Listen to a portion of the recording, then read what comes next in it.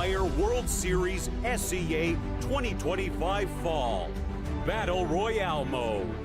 This season, it's all about strategy, adaptation, and domination. Let's break it down.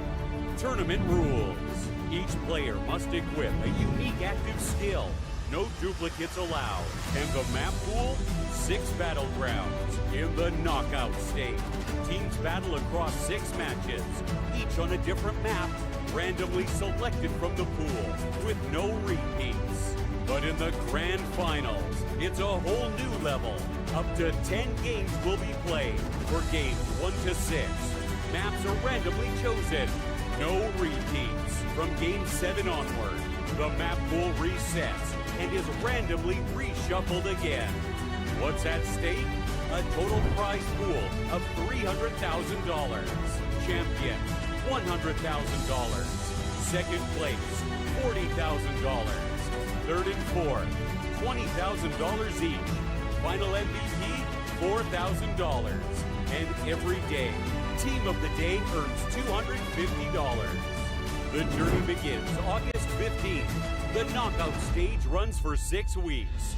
Week 1 to 2, 18 teams, 3 groups, 12 matches each. Each day, matches are played between 2 groups, A versus B, B versus C, A versus C. After 36 total matches, teams are ranked 1 to 18. Week 3 to 5, the first place qualifier. Starting August 30th, top 12 teams battle it out. The winner of each day secures a grand final slot. And gradually, 13th to 17th ranked teams join the fray. That's 6 teams qualify. Week 6, last chance qualifier. 2-day matches on September 20th to 21st. 11 remaining teams and the 18th ranked team face off. Only 6 will survive. That gives us 12 teams for the ultimate showdown. Grand final, October 5th. Welcome to Champion Rush mode. The rules? Get to 80 points first. Then, secure a booyah to take the crown. If no team gets a booyah after entering Champion Rush, the highest total points wins. The point system is simple. First place, 12 points. Second, 9. Third, 8. All the way down to 0 points for 11th and 12. The battlefield is set. 12 teams, 1 final challenge. This is Champion Rush mode. 1 strike can shift the game. 1 win can spark the rise. This is Free Fire World Series Battle Royale mode. Garena.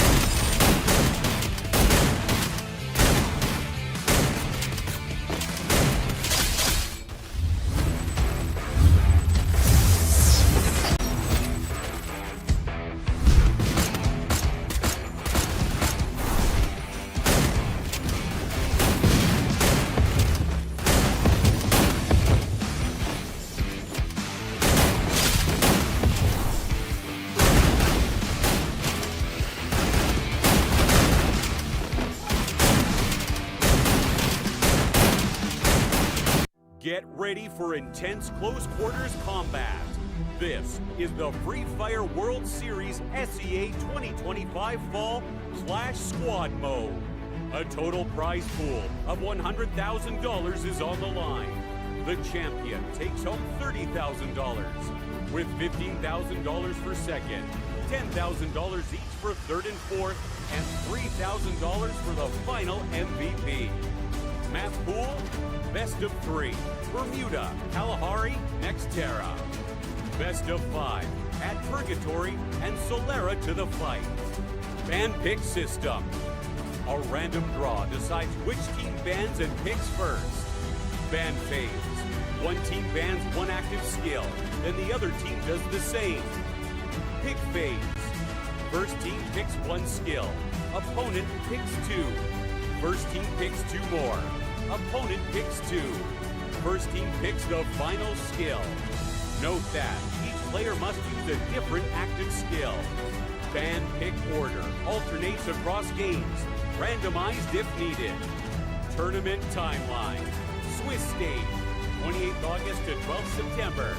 Double elimination, 18th to 19th September.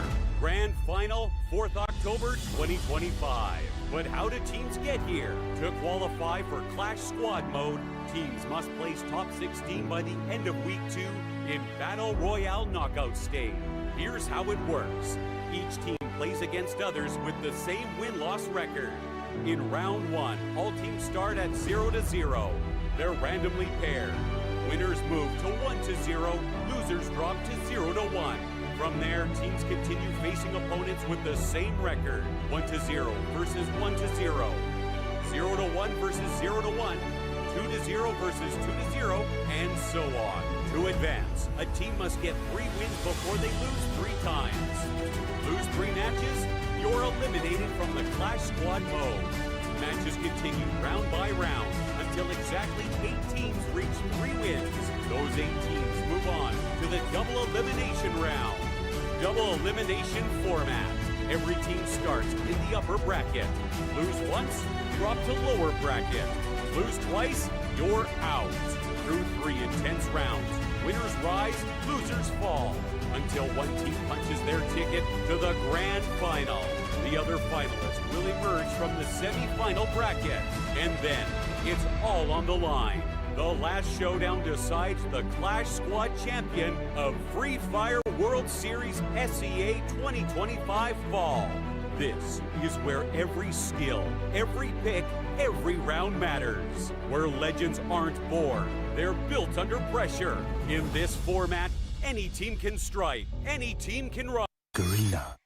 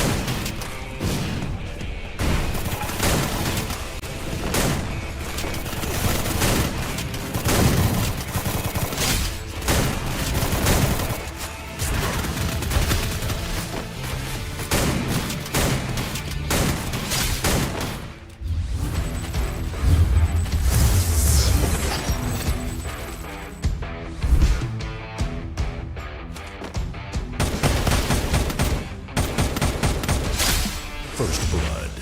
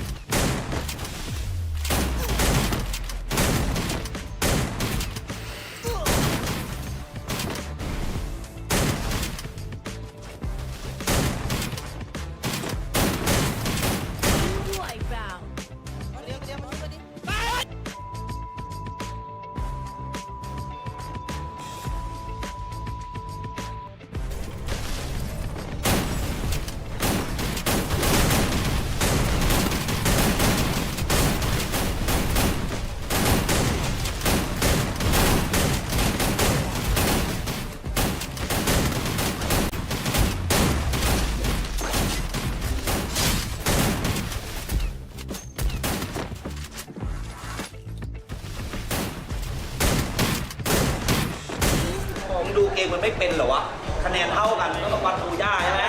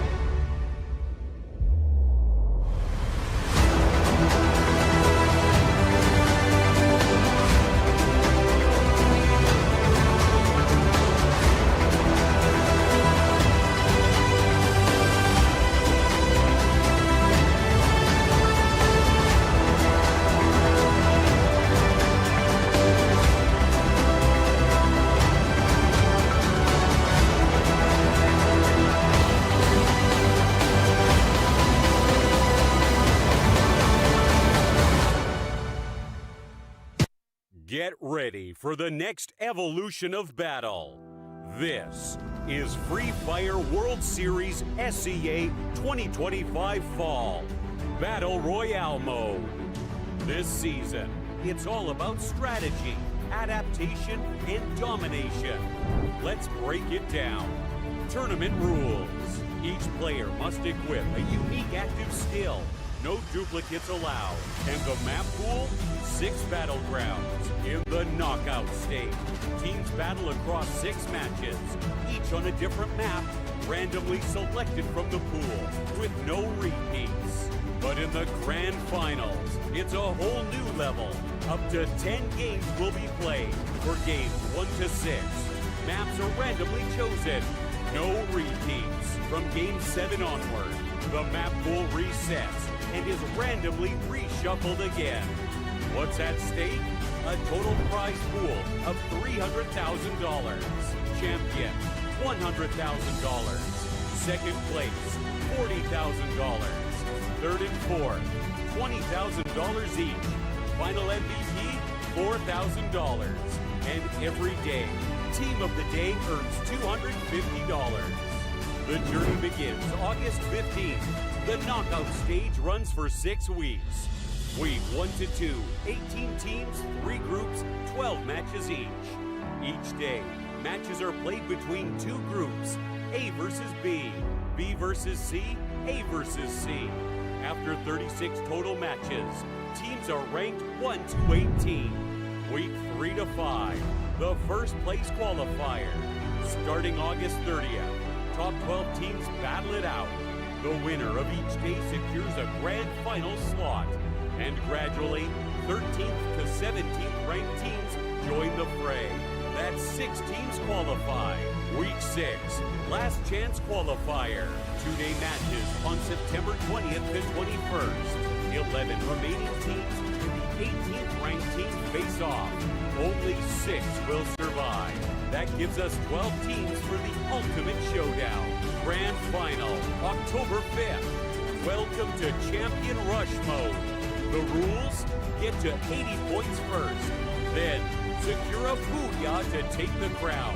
If no team gets a booyah after entering Champion Rush, the highest total points wins. The point system is simple. First place, 12 points. Second, 9. Third, 8.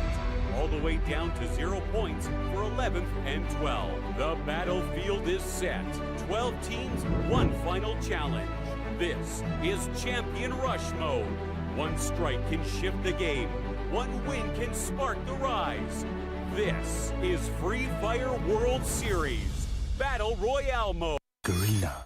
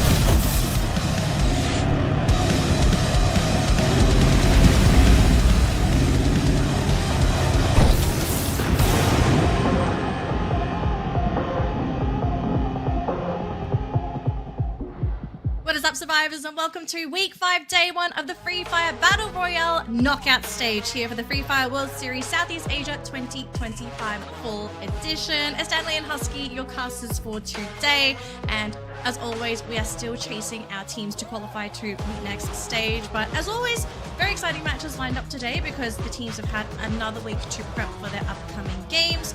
And I think the question we all have is, are we going to be seeing our usual phases go on through, or are we going to be surprised with a couple of underdogs? But Husky, how are you doing today? How are you feeling? And how excited are you for today's matches?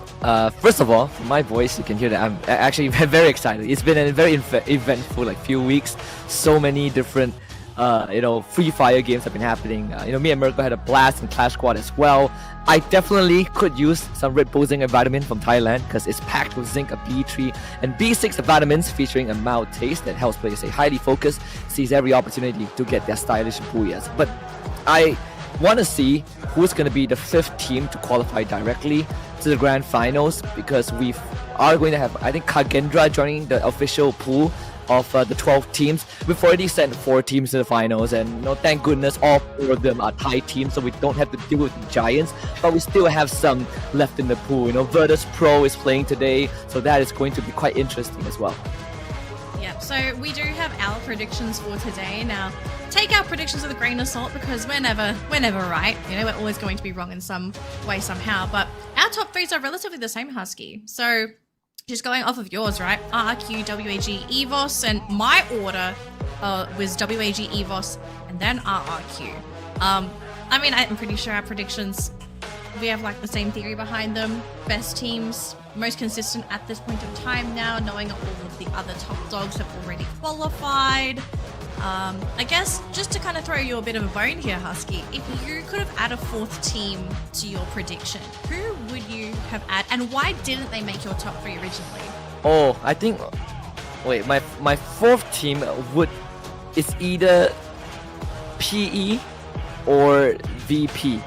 Actually, no, PE or BTR. I think amongst these 3, PE is probably the most consistent out of all of them.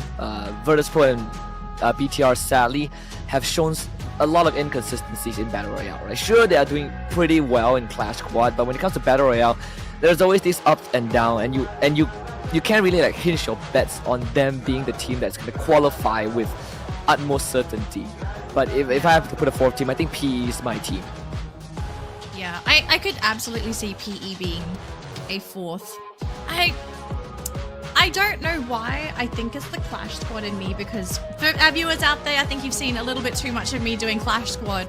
But Kagendra really piqued my interest in the matches that they popped up in Clash Squad. They've unfortunately been knocked out of Clash Squad now, but they do show a lot of promise. So kind of exciting to actually see this team come in and play today. But as you just sort of finalize all of the tournament things for you, as you've been seeing on the screen, very quickly, tiebreaker rules as always. We start with number of booyahs, followed by total eliminations. And if it goes that far, survival rank, which is your total score for our absolute last round today, which, if I recall correctly, our last map today is Alpine, and a couple of teams are very, very big Alpine specialists, and a couple of others really struggle. So I can absolutely see some teams not looking forward to that final map if things seem to go that far. Yeah, I agree. And again, we are always governed by the Holy Covenant. One unique active skill per player, so you only get duplicates if you are able to obtain it in-game itself. But I think it's important to remind our viewers that because this is phase 2 of the knockout stage, which means that every single day a team qualifies to playoffs, and then the next day get a team to join the 12-team pool from the phase 1 overall ranking. That's why we have Kagendra who finished 16 in phase 1 to join us, because we already have sent 4 teams to the playoffs, right? BRU, Falcons, AGAL, and I believe the last one is Twisted Minds. And that's why Kagendra is in. So like a lot of people power ranking, when they look at the team list and they look at the predictions, they might doubt some of the teams, like, are these teams really good enough to qualify? I say within this pool, 100% WAG, they were placed 4th by the end of phase 1, but they didn't qualify just yet. But if you look at the teams that have qualified ahead of them, and the fact that they are 4th in phase 1, there's a high chance we see WAG be the 5th team. Yeah, I'm honestly looking at WAG. They are my top pick for today. Especially for people that actually follow WAG as well. They are a really formidable team. They do fall short at times with consistency compared to some of the other top teams that are a lot more polished. WAG, they have rounds where they shine, and they shine like a diamond, but then they have other rounds where you kind of think, wait, is this the same team that I just watched in that previous round? What really happened? So yeah, to everyone that is watching the broadcast, let's give everyone competing today a fair chance because they haven't made it this far. And yes, some teams have basically played 5 weeks of Free Fire and they still haven't qualified, but doesn't really matter because everyone's back to square zero, ground zero, and you basically start from scratch again with who is currently playing in today's lineup. So whoever maybe finished last, second last, third last in our last week's matches, they might grab the booyah, they might grab the first place today and they'll qualify. They're ready to prove some people wrong. Yep, especially... Yeah, sorry. I mean, especially, you know, in phase 2, right? Where every single team has a chance. Like, there's a universe where Hodak is going to qualify today. And who knows? Like, we look at Clash Squad, it's not 100% indicative of how good the players are in Battle Royale, but some of these teams have actually surprised us. Like, for example, Toda almost took out BTR in Clash Squad. They lost 1-2, but it was one of the closest series we had. And then BTR ran the gauntlet to qualify for Clash Squad playoff. So all these factors put together does give you a bit of an insight on how these teams are going to react when they are put in a full 4v4 situations, which happens pretty often mid to late circle. Yeah. I'm kind of interested to see Kagendra. Now, I keep mentioning this team, but as you said, Husky, right, this is their first play day for the Battle Royale stage. Kind of keen to see how high or where they sort of end up finishing in their rounds today, because they will still be able to play again tomorrow if they don't qualify, which I don't think a lot of people are expecting this team to make it through.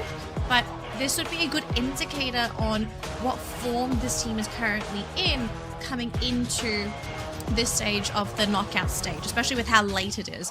I kind of hope, considering that you've come this late into the competition, that you've done your homework, because there are some teams that have played from week 1 and they're still here. And because they've played so many rounds, there's so much information available on these teams, where they like to drop, how they like to navigate the map, and where they like to be as the circle narrows down for every round. So yeah, for everyone that is sort of coming into the knockout stage new, maybe this is their first or second week, if you do your homework, there's a lot of data out there that you should be using to your advantage. Yeah, I think like even the players themselves, I feel like from what I've observed, at least for Clash Squad, some of the players are actually pretty chill. Maybe because Clash Squad isn't kind of the main dish, right? At the end of the day, to qualify, you have to do it through Battle Royale. But I think the mentality is very, very important. And we've seen that we've seen some teams when they're under pressure, you just see them collapse very, very quickly. But some teams, they are able to walk it off, they're able to laugh it off and pass it up as, okay, we kind of got outclassed here, but it's not the end of the world. And I think that starts to become more and more important in this week, because we only have 2 more direct slot to playoffs. After that, you come in next weekend, you're playing last chance qualifiers.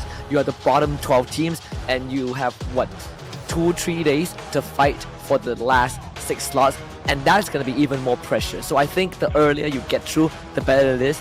I mean, look at Twisted Minds, first thing to qualify. They've been chilling for the past 2 weeks. They don't need to worry about playing until grand finals. Just good vibes here, Husky. At the caster's desk, at the player's desk as well. Lots of good vibes.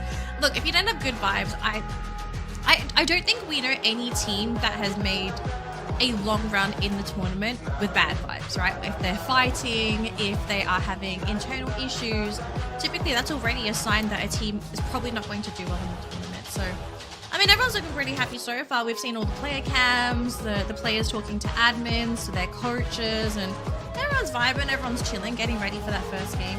I hope some of them are chugging that Red Bull though, because if they're not going to drink it, I might ask them if we might be able to take those.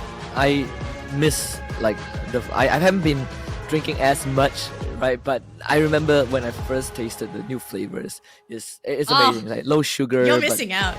You're missing out. I mean, I'm seeing some cans, on the players' desk. I'm pretty sure there's I'm so active in sports. Eventually, I'm gonna get a couple, of those cans. of that Red Bull. Though I would say that it has been proven, and I can be that living proof, that it does help enhance performance. It does. Flavor recommendations. I personally would recommend the pink can. That is was it Limao? I don't know what flavor they've called that in English. It's like the citrusy flavor. Pomelo? Yeah, pomelo. Pomelo, yeah. Pomelo flavor. Yeah. So it's a very citrusy flavored Red Bull. So if you want to feel like you are on the beach drinking some sparkling soda, that stuff is really good. It is so good. Not to say the green can is bad. Green is good, but I'm a citrus girl. Apple's good too, but yeah, citrus is where it's at for me. Yeah, I mean, teams are getting ready. Like I feel today's rotation. You did point out earlier on. I think we get Alpine for last map, but with Solara as the opener, my eyes instantly gets laid on Bigatron. Because Bigatron, at least statistically from EWC, they have the best performance on Solara, and that's Solara alone. They have had some good runs on Kalahari. In fact, they were the team that brought us to game number 9 in the EWC Grand Finals on Kalahari. But aside from that, Solara is the map that, I feel like Bigatron is the most secure. But coming into this, the fact that it's an opening map, I'm expecting Bigatron to come out swinging and give themselves a bit of a head start. Yeah. Actually, I think Solara was one of the main reasons why I didn't put RRQ as my top pick, and in fact I put them down 3rd, because opening with Solara and then also ending with Alpine. Because, I mean, Kalahari is obviously there too, but I kind of feel like for certain teams like RRQ, who are very, it's not the best way to describe it. They are a very emotionally momentum-based team. So if they start strong, let's say the day started off with Kalahari and RRQ blew that map out of the water for game number 1. We've seen this in the past before. That team carries that momentum from game 1 to game 6. But for Solara to be the first map, and I've never seen RRQ do well on that map. And because it's the first map, I'm scared that it just sort of sets the tone for RRQ, and they don't have that burst of energy that we normally see if they have a really good start. So yeah, that actually bumped them from potentially my 1st or 2nd pick to actually being 3rd. I bumped EVOS higher because EVOS, I actually feel like they do a lot better on Solara than RRQ does. You even have some fun games for the players, right? Team of the day gets wins, and the losing team, well, this one is between, I believe, what is that? I see Todak, EVOS, WAG, and VP. Losing team gets to say the great line of "I lost to the winners team" with a loser's headband. I gotta say, we're getting a very, very creative with all these fun interactions between the players. You know, I remember Rasha got like trash talk like two weeks in a row by, was it WAG or Esports? I don't remember. Like last season, so.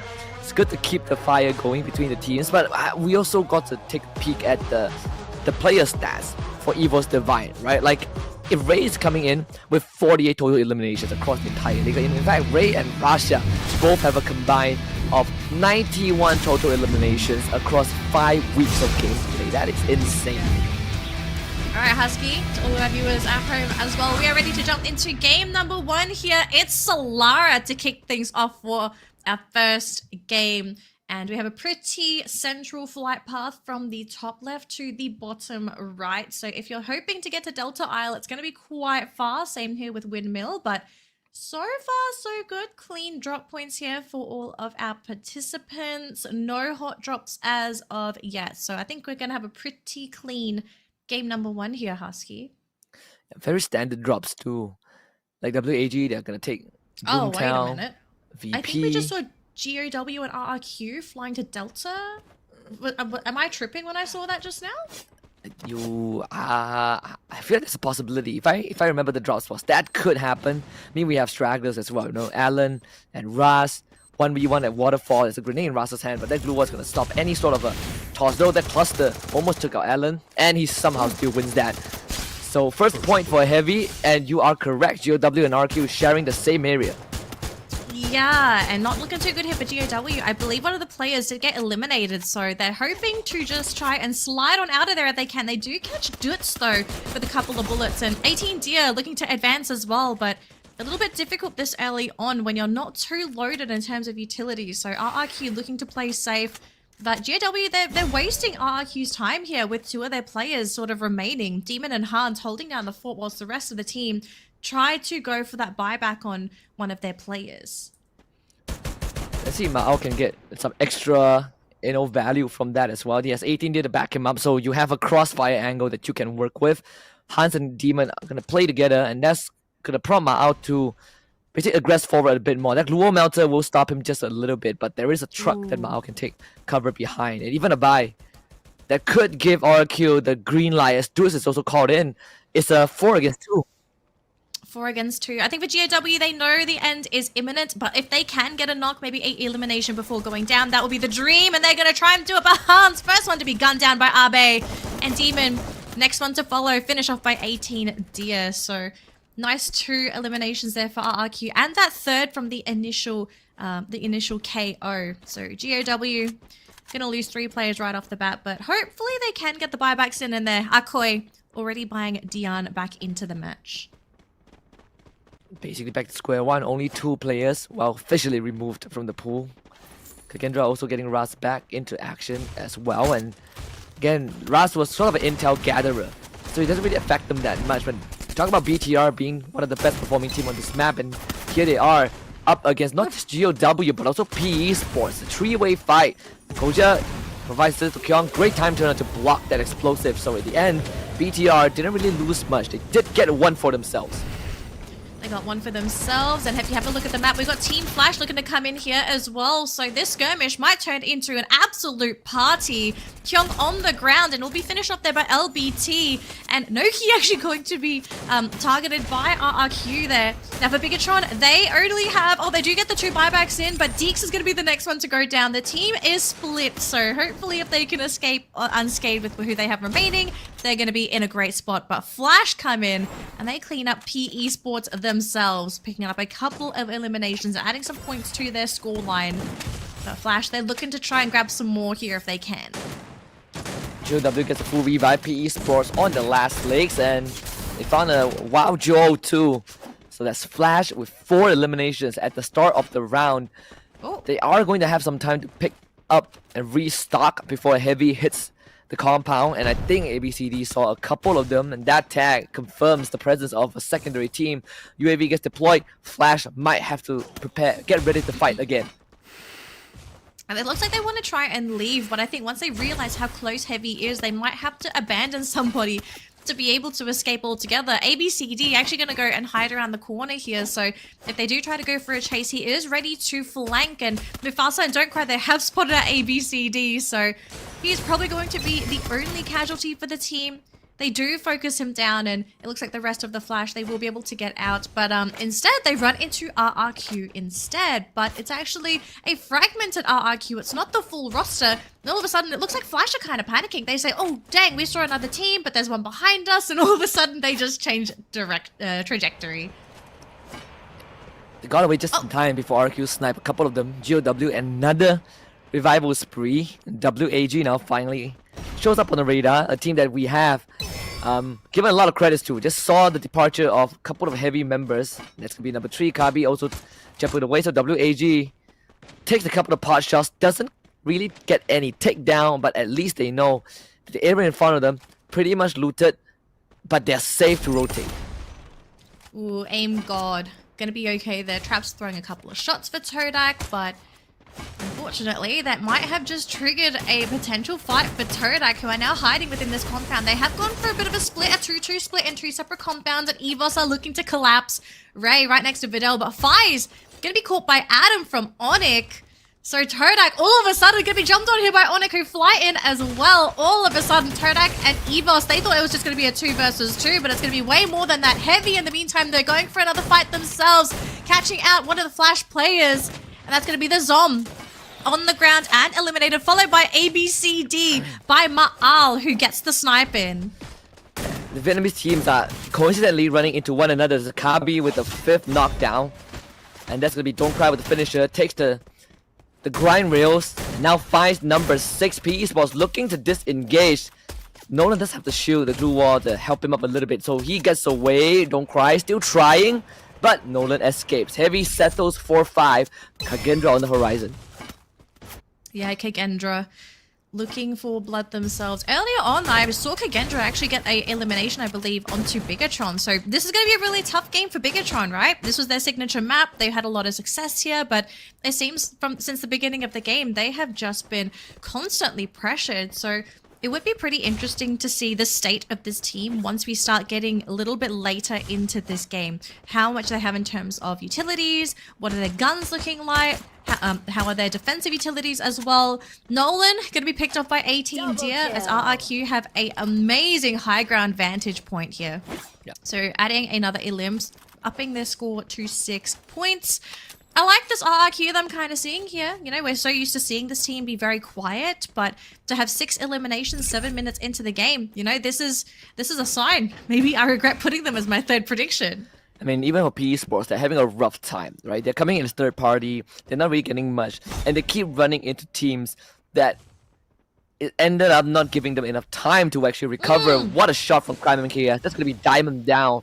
And with this day, VP, they have the ups and downs. This feels like a round that they're going to struggle a little bit. Nameless ends up going down. That's going to be 2 members of the side of VP eliminated. The day does get traded back by Palsy, but still, Onyx having a way better condition in this fight. Waranya trying to hide behind the glue wall, but it's getting tagged anyways. Putra would just go in for the rush. A couple of punts to the M590, and that would be another takedown. 3 from VP out. 3 from VP, and Onyx themselves are also going to be sitting on 6 eliminations. So the Indonesian team's just going absolutely ham in game number 1 today. And Shin, he is very far out and he's all on his own. I kind of wonder, do you remember the status update here for Flash? Do they still have their full roster, or is Shin all on his own? I think they still have more than just Shin, for sure. I mean, we still have 44 players in the lobby, right? We saw VP lost 3, so Shin going down.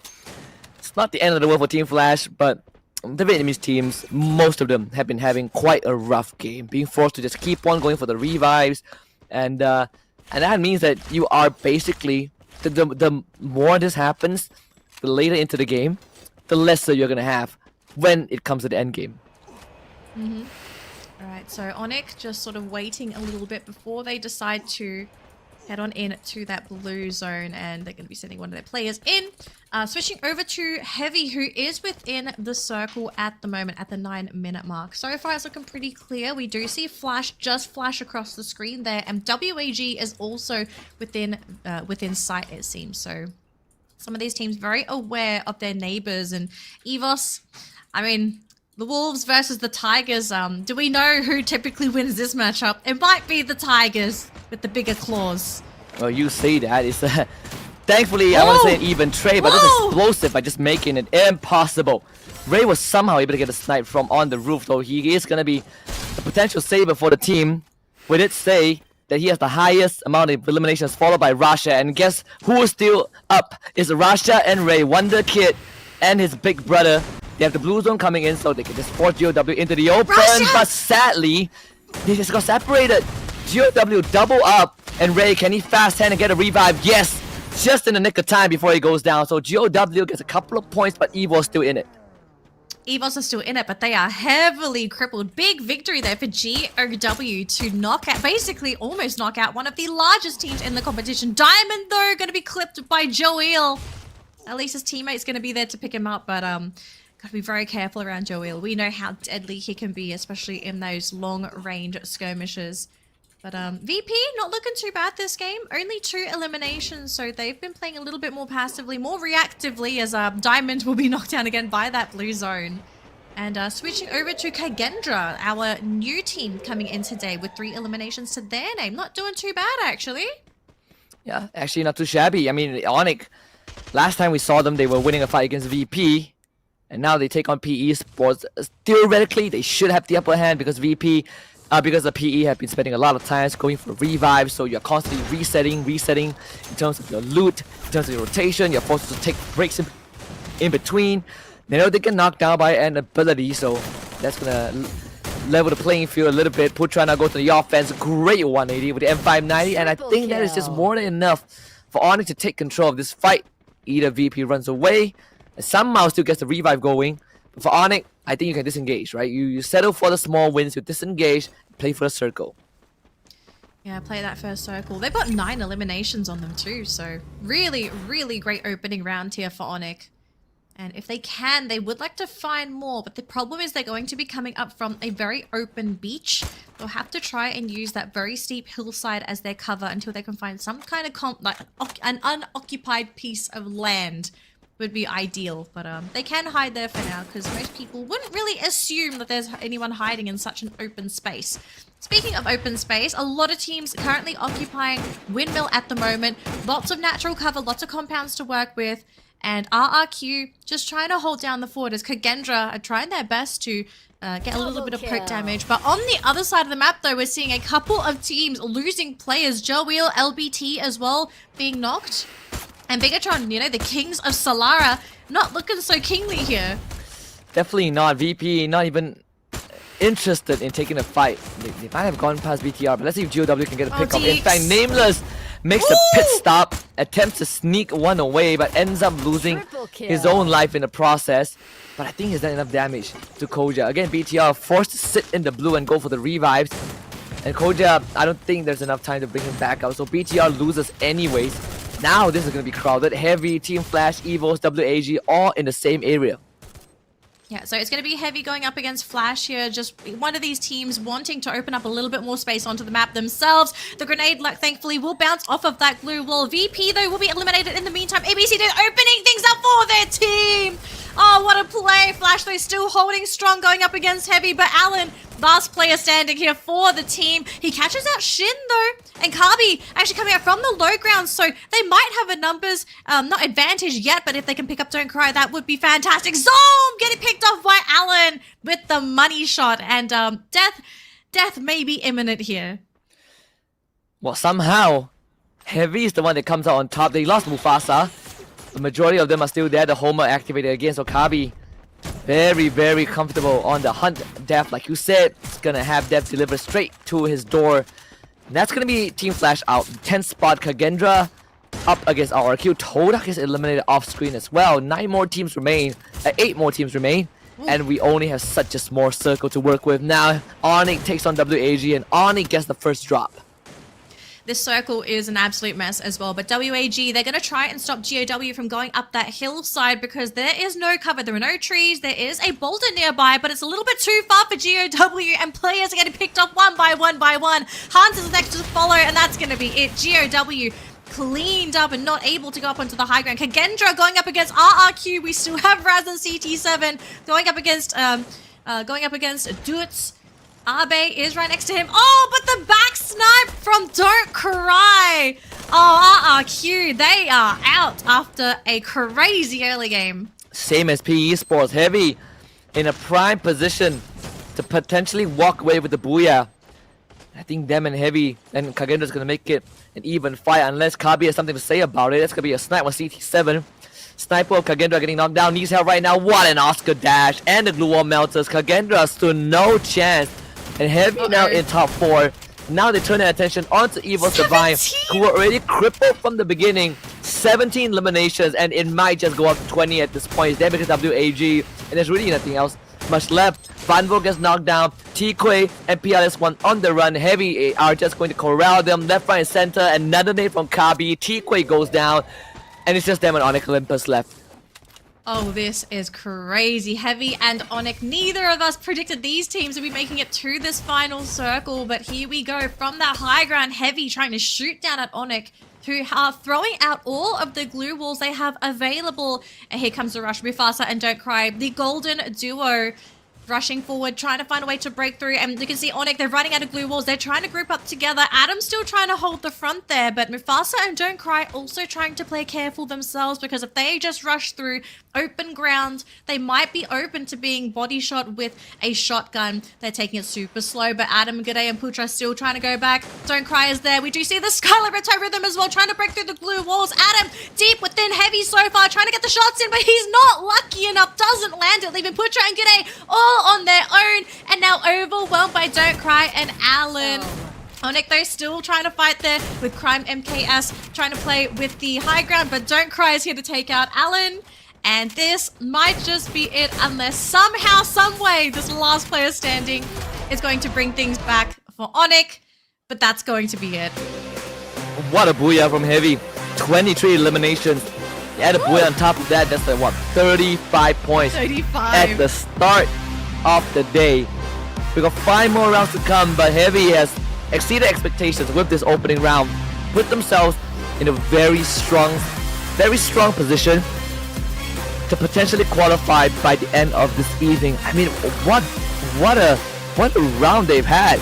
Coming as third party, we saw a lot of interaction between Heavy from the get-go, from the start of the round, ever since the drop, and they just kept making good rotations, taking clean fights. I mean, Kabi and Don't Cry, they were on fire this entire game. Yeah, they did so much of the heavy lifting for the team, just securing those eliminations and basically just barreling down anybody that they really ran into. This is game number 1. Dare I say, I think at this point, we just go to the tournament admin and say, hey guys, we're going to cancel the remaining 5 games. I think we found our team that's qualified today. I don't think it's... I'm joking. We're still going to get 5 more games. But just seeing game number 1 from Heavy, this is a sign that this team could be the one to make it through at the end of the day, because 35 points in 1 round is huge. Yeah, they have been words about Heavy actually being kind of like the underdog, one of the secret top contenders, and I agree to a certain degree. I mean, they have some great players, right? Don't Cry previously was PE Sports, and when he was with PE Sports, he already is a superstar. So him joining Heavy definitely elevated the gameplay of the team. We even have Alan on the squad as well, who was previously with WAG, but we need to see more, right? There have been so many situations where a team gets in a monstrous round and then they dip next round. PE Sports is a very good example during the first 3 weeks of knockout stage. So unless Heavy can keep it consistent, there's going to be a chance for every other team to catch up. Yeah, so game number 1, Heavy take the crown. Heavy is the crown. I'm kind of thinking, moving into round number 2, our teams may be going to have to consider, okay, Heavy's taken Solara, and Solara is still arguably one of the toughest maps to play. A lot of teams still haven't quite gotten their footing around playing Solara. Maybe, just maybe, Heavy's been kind of hiding strats and they've finally figured out their rhythm on the map. Is there a chance that anyone might think about getting into Heavy's way starting from game number 2? Because we've seen in the past, any teams that sort of start to run away with the tournament from game number 1, it's really hard to stop them if you don't have anyone contesting them. Yeah. And then the main question is, who is going to take the risk? Right? There are teams that have taken risks before. We've seen plenty of hot drops, and usually it's a risk that I think the closer you are to the finishing line, the harder it is to take. I mean, even Evil's Divine did it against Core Memory, now Twisted Minds, and that was like what, round 10 of final round VWC finals, and they almost got wiped out, right? They almost, like, those risks almost costed them the championship. Will teams hot drop Heavy? I don't think so, but I think teams are gonna take Heavy a lot more seriously, especially you have someone like Alan on the squad, right? Sure, he doesn't have the most eliminations, but he's one of the backbones for the team. Like, his support, his backline support has been second to none so far. Yeah, it's not always about eliminations, folks. Sometimes just being the one to get everyone's health bar low enough for somebody to come in and finish it off, that's already a great start for the team. And you can already tell, right? Don't Cry, Kabi definitely took advantage of all the openings set up by Alan. So really great start here for Heavy. Very excited to see if they can keep things going moving from game 2 onwards, because this is only game 1, folks. We've still got 5 more matches to go, and even though a team can rocket themselves into first place with a massive game 1 lead, we've seen in the past as well that teams, we kind of don't know what happens. Sometimes they'll run out of gas, sometimes they'll just make a couple of mistakes and then they've nullified the lead that they've created during the early game. So let's hope at this point, if you are a Heavy fan, that they're able to keep things going, because they look great, and I hope they continue to look great. And if they keep scoring, 30, 35 points for the next 2 rounds, then it's very safe to say that they will be the team that qualify. But until then, I think, the teams can still catch up. I mean, we've seen Heavy had some great games, but we've also seen them fall flat on their face as well. Though this 35 points is going to really put them ahead of the curve. And then followed by Onyx and then Kagendra. Incredibly top-heavy game. Only Heavy and Onyx really got some big value out of it. Everyone else is just sharing the remnants of the pie. Yeah, really, I have to agree with you. It's so top-heavy. This basically means for everybody that is after Onyx that they have a lot of work to do to play catch-up, and also they need to show respect to the top two at the moment, which is Heavy and Onyx. So I'm hoping to see some hot drops, but we'll leave that up to the players if they have the confidence to do that. Otherwise, just another day in the office, you know, just get ready for that next matchup, that next map. Speaking of this round, Husky, just having a look at our teams that are towards the bottom of the bracket. Anyone here that you kind of feel like should have done better, aside from Bigatron? Because I think we both agree, Bigatron, we thought they were going to take the map. They got crippled from the get-go, but aside from Bigatron, was there anyone else that you kind of think fell short? I think WAG. I feel like WAG should have done better. I have high hopes for this team, right? Like I look at WAG, especially this since spring. This team has really been at the best that I've ever been, I think, in a region and as a team itself. And the first few weeks of the knockout stage gave me a lot of confidence to the team. I mean, they ended phase 1 in 4th place. And they've shown they can have big rounds, but they are also incredibly consistent. So I feel like WAG is always going to be the team that, for the foreseeable future, that gets put on the pedestal by me. And I have a lot of expectations for them. Maybe it's a cold round. Solara is definitely not the strongest map, but when we go into the more classic maps, right, like Bermuda and Purgatory, then I'm expecting WAG to be a fierce contender.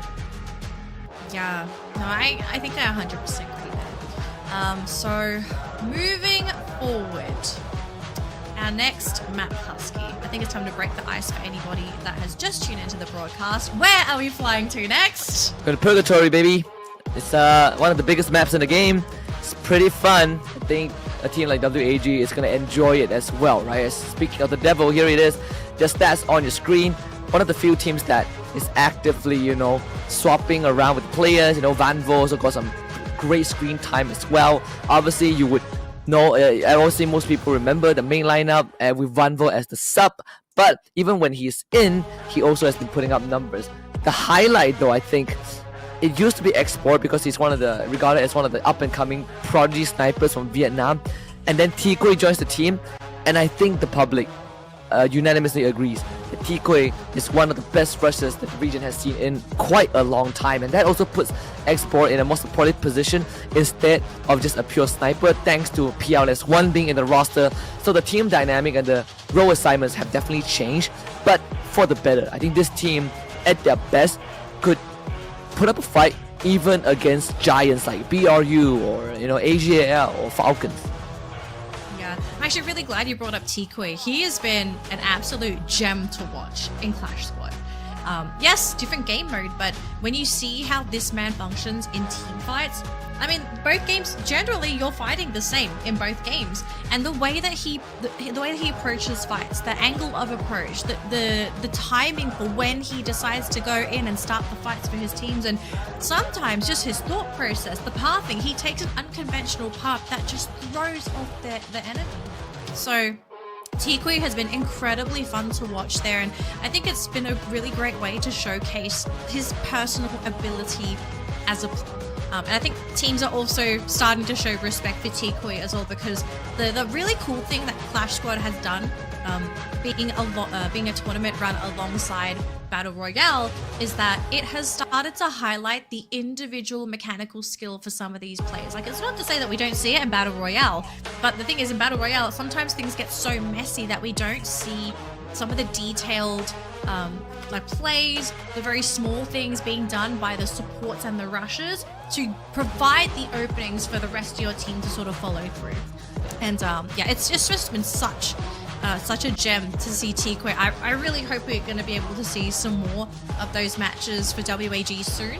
If anything, I really need them to pick up in game number 2, because I kind of feel like for this team, if they don't pick things up in Purgatory, they may be at risk of simply just not qualifying and making it to top 1. Because, I mean, I put WAG as my top prediction. I think you put WAG as your second. I mean, we both know the potential of the player and the teams. So hopefully they sort of just reset and say like, okay, game one, maybe a bit of a fluke, mistake. Maybe we were just cold. We really don't know what happened, but they need to put some more points on the board if they're going to try and close that gap and put themselves at least towards the top of the bracket. I agree. I think WAG is just generally a very a team that has more hot than cold moments, but they can get very, very cold at times, and that's what kind of worries people, right? This is the team that warmed up very late towards the end of spring, and kind of left us wondering if that was the case, and if it is, how much more are we going to see in the fall season. And most importantly is also, I think for a very long time, Vietnam has always had representatives on the international stage up until EWC 25, where we don't have a single Vietnamese team, and it started sowing a lot of doubts from the public towards the region, like, are they not good enough, or are other regions too strong, and then there's not enough slots for them. The fact that we have 8 slots, if we just put aside the default invited slot from EWC win, in this case, which is Evo's Divine, to the global series, we have 8 more slots open, and I think WAG can easily fit into one of the 8 slots. They don't have to be all at their best, right? I think even in a normal performance, they could fit in that conversation. But there's a lot to prove for Vietnam as a region. It doesn't have to be WAG. It could be PE, it could be GOW or Heavy. But I think that WAG is the best team to do it. They have the best chance. And if they do it, it's going to be vindication for, I think, the team, especially how spring ended for them. Yeah. I mean, look, if it's not WAG, I kind of hope it's Heavy, especially after what happened just now. Yeah, if Heavy plays like this for the rest of the tournament, they might be considered better than WAG in some regards. But we'll see. We'll see if game number 1 was just a case of all the dominoes falling into place, or if Heavy are really bringing in the guns for these matches so that they can get their qualification spot. Flying into Purgatory, folks, for game number 2, and again, a rather central lined flight path, nothing too wonky, nothing too sideways, so we're paying our pilots well today. And so far, we're not seeing anything too crazy, but if we do see a hot drop, we will be going straight to that. But yeah, so far, nothing unconventional here, Husky. Yep. BTR still going for around, Ski Lodge and Forge. The fact that Team Flash is a Ski Lodge, we might see an early fight between BTR and Flash. Like, because BTR loves to go Ski Lodge. Heavy is also flying on near Fire Brigade as well. So it could be Heavy, RRQ, and I think PE Esports also went down to Fire Brigade as well. So we've got 3 teams on the island, which very scary, very deadly. We've seen this happen in the past, and very, very bloodbath of an island if you have more than 2 teams down here. Yeah. I mean, I think for this, funny enough, if these 3 teams make it to grand finals, Purgatory is going to be one of the most chaotic maps, because so many teams love this part. Like Team Falcons, AGAL, they all love the southern part of the island. Obviously, Team Falcons so far got the most respect, because every time they drop, you don't really contest them. But knowing, some of the teams that have been eager to prove themselves, like Heavy and RQ, now it got me thinking, what if they qualify for the grand finals, right? And for now, it feels very peaceful. I think, if anything, Heavy is going to be the team that gets active. No, I think Heavy, some people might think they've got nothing to lose. I kind of feel like they have everything to lose if they don't try to put their fate in their own hands. So we'll have to see. I mean, at the moment, everyone's playing pretty pacifist. It's not Battle Royale at the moment. This is Vibes Royale. We'll have to find out and see if we do get 8 eliminations soon, because everybody's just looting up, which games like this can be pretty interesting because of the focus on looting rather than early fighting. Teams are going to come into these fights rather well equipped, so they'll have an influx of glue walls and utilities, and these fights can get quite chaotic, especially if you have a lot of access to utilities that allow you to sort of overextend. And yeah, VP, they want Noki. So if I'm Noki, I'd keep my head down. Really trying to hunt for the target. Even for RRQ, they started as central, they went down, Ooh. and then now they regroup there. Yando not that lucky. That's Alan finding him. And actually, And it's Heavy. once more, I think Heavy's. I mean, today they've been getting the read right so far. Right at the start again, you play on Purgatory. Couple of group rotations is going to do you wonders in the long run, and we just see them start on the southwestern side of the bottom island. So they make the rotation towards the north side, or at least the western side of the island, right? The second piece of the island. And finding that initial pick, it's going to allow them to have a safe passage. But even if you want to take that area to stock up, it is, very advised. For WAG, well, Explore, not so lucky though. Todak around the corner. Todak around the corner, Export all alone. He very likely won't be able to make it through. He's just going to use his glue walls to try and buy some time. He does try to port himself back. He does spot Noki, and keep in mind, Noki, I don't think he's got a lot on him either. He's going to try and go for the juke, and he will be successful though. So Noki, although he's come back and he's not working with too much, he has just enough gas left in the tank to be able to pick up Export. Yeah. And if there's one thing that Clash Squad showed me about Todak is that the huge reliance on Faiz. Like Faiz on a good day, he's the ultimate backbone of the team. And I think a lot of the responsibility lies on his shoulders, and we need the rest of Todak to step out, right? And Noki, when Noki is on fire, he is tearing everyone apart. So far, that seems to be a good start, a great morale boost. The fact that they were able to pick off X-Bor. WAG still fighting though against Todak. Tikui gets brought into the conversation. PLS1 traded out, but Tikui around the corner. That's going to be 2 down because of Tikui. And Tikwe, he is looking for more, just going to go for the juice. Van please one, going to be providing that support fire, and they catch traps and Noki, so it's just Fives, the backbone, and he's been cut down. Todak, unfortunately, going to be ending in 12th place for our second game. Very unlucky for the team, as they did run into one of our front runners in the tournament. Yep. A bit battered and bruised, but nothing they can't fix. We just say, Tikui is one of the men to watch, the up-and-coming rushers of Vietnam. And he proved it once again. An almost 1v3 performance from this young man. And Todak, once more, a lot of reliance on fires. The front just cannot hold their own. Like, Trash was losing 1v1. Vidal was getting sniped. Noki just could not hold his ground. And Faiz left to pick up the pieces. And in the end against WAG, with someone like Tikui that opens up the way, that paves the way for the rest of his team to come in and get follow-ups, it is very hard for Todak to hold up against them. Yeah. We just got Coach Shield taking out a drone, and gonna think about going on to VP. I think the team is trying to decide, okay, do we want to go on into VP, or do we want to wait and see if they try to take that that high ground watch post, which so far they're not moving, so EVOS are going to play it very, very patiently.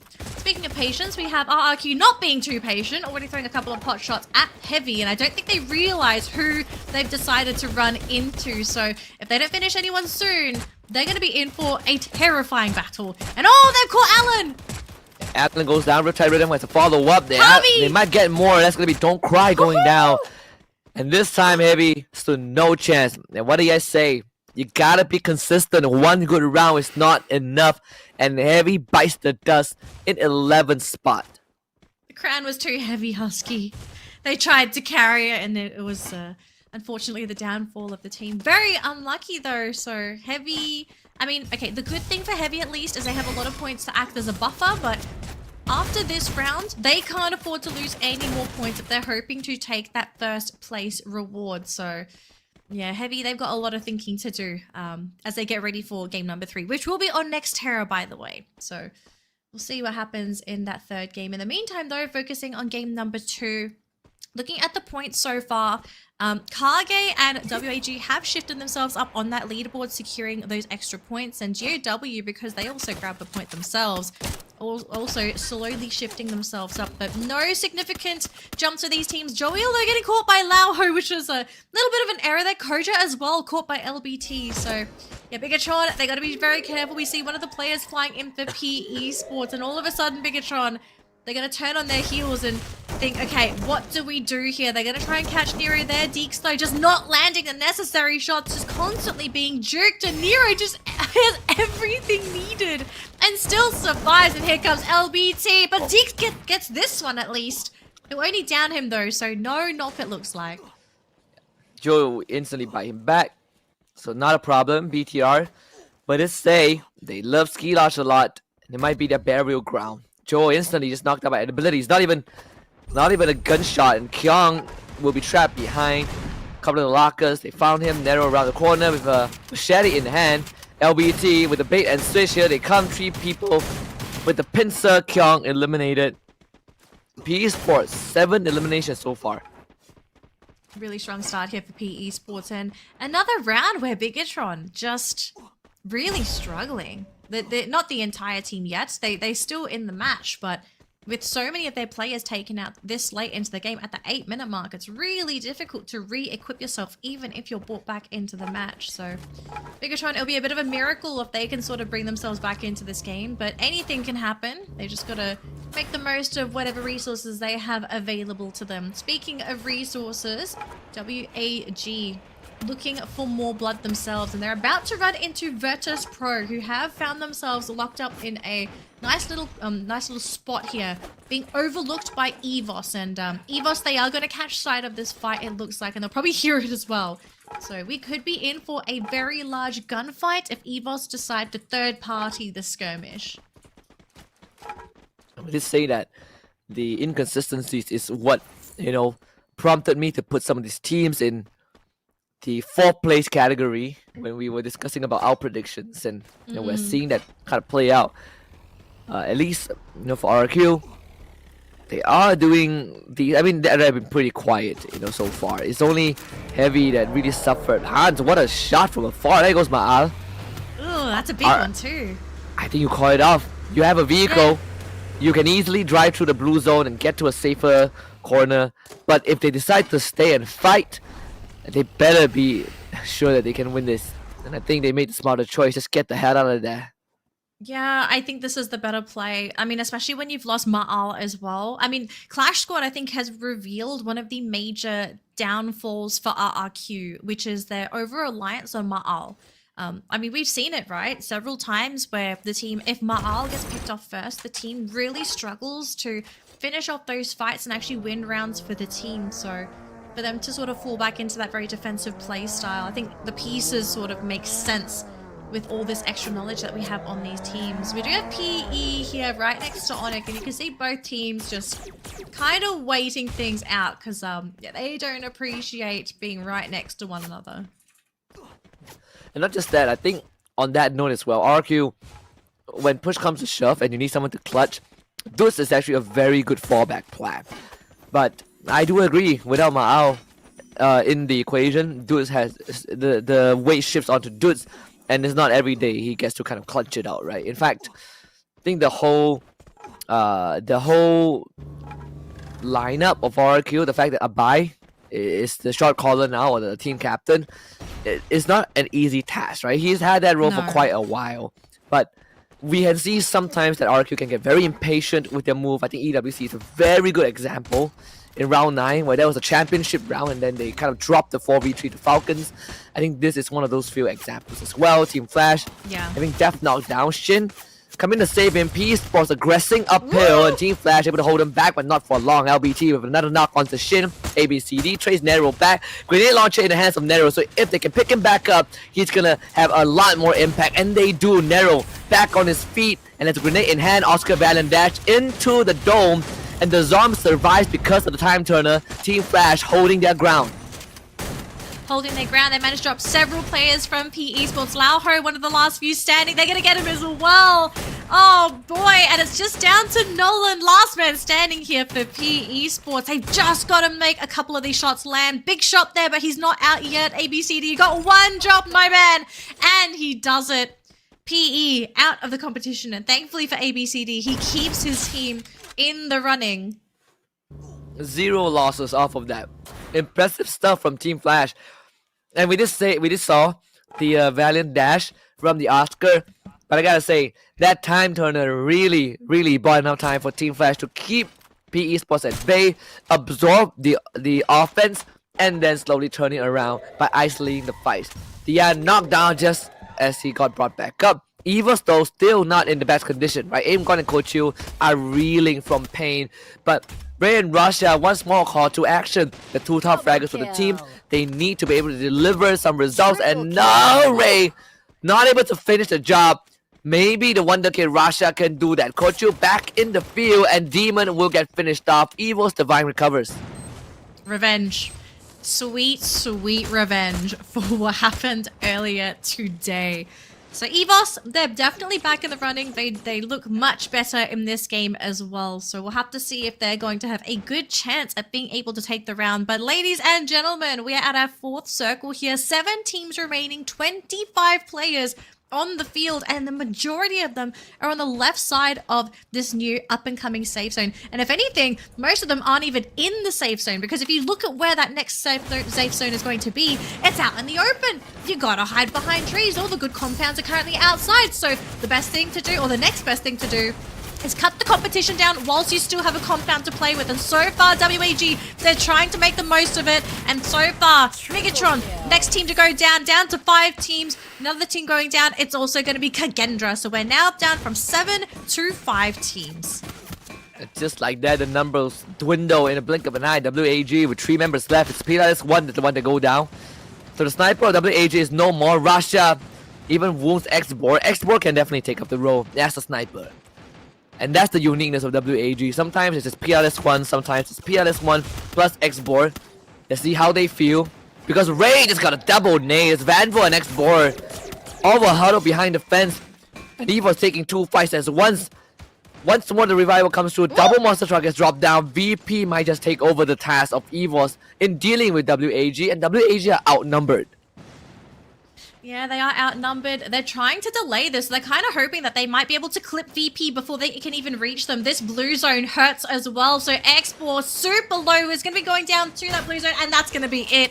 WAG didn't even have a chance as VP tried to flush them, forcing the team to sort of stay put. And now we have our top 4 teams, Husky. We've got Evos, VP, and Onic, as we've just lost our 4th team here. And have a look at this. No one's in the safe zone, because what kind of cover is there? There ain't any. And Rasha now gets to go to work as well. Cram MKS getting taken down. Evos and VP sounds to be the most possible final fight. Evos, Ray did finally get wounded. VP now in control of the situation. Ray gets brought back up into the heel. Coach Yu taking the front. Riptide Rhythm, a big one from Evos. And Rasha opens up the battlefield. Connects with 2. Is good on the shots. And Evos now in the prime position to finish off VP. And that's exactly what they will do. And sadly for Onyx Olympus, Adam really cannot do too much. There's no Eve in the story. Only Despair takes Ray down. Finds an extra point for himself. But the rest of Evos are coming through. The walls break, and Evos Divine gets their booyah. Nice, sweet revenge for Evos, especially after such a rough round number 1 on Solaris. So Evos take game number 2 in a pretty convincing fashion, especially after such a wonky fight in the early game up against GOW. I think, if I'm not mistaken, Husky, in the original fight against GOW, I think they almost lost the whole roster. One player was able to slip away, but they sort of had to go back to square one and re-loot him. Thankfully, I think they had that clear mid-game where they weren't pressured so much, and you know, because they were left alone, they were able to lick their wounds and come back and secure the booyah for game 2. And that's the Evos that you talk about, right? And I'm not going to you know, discredit them for what they've achieved, but it's fair to say that for Evos Divine, ever since the 1WC, I think expectations have gone up, right? People were looking at Evos Divine and thinking if they can make that run, because Falcons, they won 24, but they were not able to make that deep run, that quote-unquote golden road for them. For Evos Divine, they had a Wonder Kid, Russia, you know, a 3-year contract signed when he was 13. His first debut within 6 months wins one of the biggest tournaments for Free Fire. And then they come into fall season and people are starting to say, yeah, Evos kind of fell off a little bit. They're not as good. And I can agree to a certain extent, but it's also moments like these where you kind of realize that Evos, they still got it. but it's the other team that get better. And I want to see Esports stay consistent and be that team to qualify to the grand finals and not through last chance qualifiers. It would be quite concerning, I think, for EVOS to go through last chance qualifiers. And look, I mean, they've taken game number 2, so they're clearly on the road to potentially taking that qualifier spot today. But I mean, this is the story for everybody competing today, Husky. Even though they've won this round, it's only the beginning of the day. We've only played 2 games so far. We've still got 4 more to go.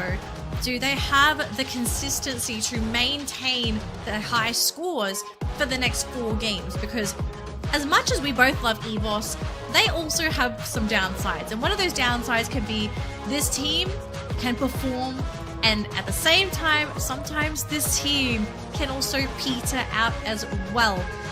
If they can sort of find that wind under their wings and keep themselves afloat without having 1 or 2 rounds where they completely bomb out, they can definitely take the spot today. 100%. I think even like a team like PE Esports, right? Again, we talk about putting them 4th on the prediction list. It's also, as much as I say that between them and VP, I prefer them, but at the end of the day, there's still the same issues of not being consistent. Ray deserves his flowers, right? He really did a lot of work on the front line, 3 eliminations, 6 knockdowns, MVP of the game, with the coda to give info for the team too. Provide info to create the opening so that they're able to sort of follow through and secure all of those eliminations. I think one thing I would like to see more from EVOS, but I understand if they can't or they don't want to do it yet, is for them to really kick it up a notch, like really look for those early skirmishes. Maybe they tried to do it for this game, but they ran into DOW and things just sort of fell sideways. Maybe after this match, this team slows down, not really sure what they want to do. But I think EVOS, if there's a team where if I want them to kick it up a notch in terms of aggression, EVOS can do it. They gotta figure out a way to make sure they can consistently win all of their fights. Because, as much as I do like seeing some of the teams try and play for those later rounds, trying to get placement points, we've seen time and time again, elimination points in a lot of cases trump placement points. So if they can figure out a way to play aggressive successfully, then I think that's the ticket for EVOS to taking first place today. Not only that, I think EVOS is one of the few teams that have been put under immense pressure before, right? Like this team, they have had situations where back-to-back rounds, they have the worst possible start you could imagine, or they have some mid-game blunder, but it's also a team that through all the adversity kept on bouncing back. And that's sort of how they won EWC, because starting from round 5 they already unlocked Champion Rush, but it took them 5 extra rounds to win the to lift the trophy, because they were just put in unfavorable situations where it would have broken you mentally or would just make you question if you are making the right move. But not EVOS, right? They keep on bouncing back, and that's the quality that I think separates EVOS from a lot of the teams in the league, where you can find a way to recover from an unfavorable situation. And I think this round is a decent example of that. They didn't exactly have the best early in the mid game, but they sure as heck are able to hang on till when all the chips are down, and then they strike. Yeah. 25 points in the bag here for EVOS. So EVOS fans rejoice. The Tigers are coming back, but let's see if the Tigers are going to stay around or if someone's going to kick them back into their cage. But for the remaining points though, not as top heavy as our first round. We do get a nice little share between WAG, VP, Onyx and Flash as 2nd, 3rd, 4th and 5th place. But then following that though, we do have a little trickle down in terms of points. Unfortunately, another horrible round here for Bigatron and RRQ as well. I think we both were sort of hoping that these two teams would have a better game 2. But yeah, it just seems like game 2, it just wasn't their day. So it's going to have to be Nexterra, as look at that! Onyx already stealing away first place from Heavy because of that disastrous round 2. Yeah, I'm telling you, that 35 point didn't really mean as much as they hoped it would, because it got completely nullified in the 2nd round. Onyx catches up, takes temporarily first place, Evo's ties with Heavy now. And now we get a slightly top heavy leaderboard for now. 3 teams that are about to hit the 40s. But again, we have 4 more rounds to go. There's going to be an opportunity that WAG gets a booyah, and suddenly they are in first place, right? So nothing is set in stone just yet. I think the teams in the league, if I have to choose one, probably Evo's Divine, a team that I'll look at and be like, yeah, this team can stay consistent. But Onyx, Heavy, they have to prove it first. Oh man, RRQ not looking too good. I mean, both of us put predictions on RRQ and they are just struggling. Struggle city for this team. I mean, one of the rounds, I think the round we just saw, right? Ma'al getting picked a little bit too soon. And because of that, I think it just really crippled the team when they tried to go into, it was either the 4th or 5th circle. I believe it was the 4th one. RRQ, I mean, they need to figure out a way to catch up. It's already game 2.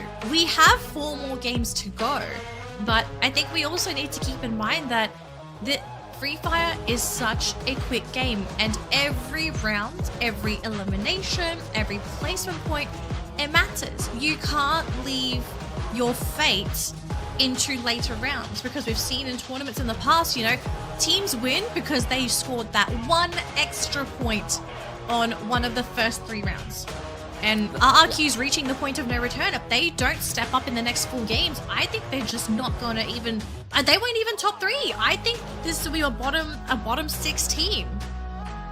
Yeah, I mean, even for like RRQ situation, sometimes you, again, like this team, 3rd place in EWC, 2nd place at Global Series 2024, but then on a underwhelming day when they're under the weather, they fail to even be part of the conversation for contending team, right? Like we saw like 2 rounds in a row, RRQ just could not get their footing, and hopefully, like you said, they're gonna bounce back, because I think if after round 3 RRQ still has a subpar performance, that's where RRQ fans will have to be worried, right? I have no doubt that worst case scenario, RRQ plays Nations qualifiers and qualify from there. But then people are gonna start asking questions, right? Is RRQ really a one-hit wonder? Like, how consistent is RRQ, or is RRQ really good enough to always remain as one of the top dogs? Because right now it doesn't feel like it.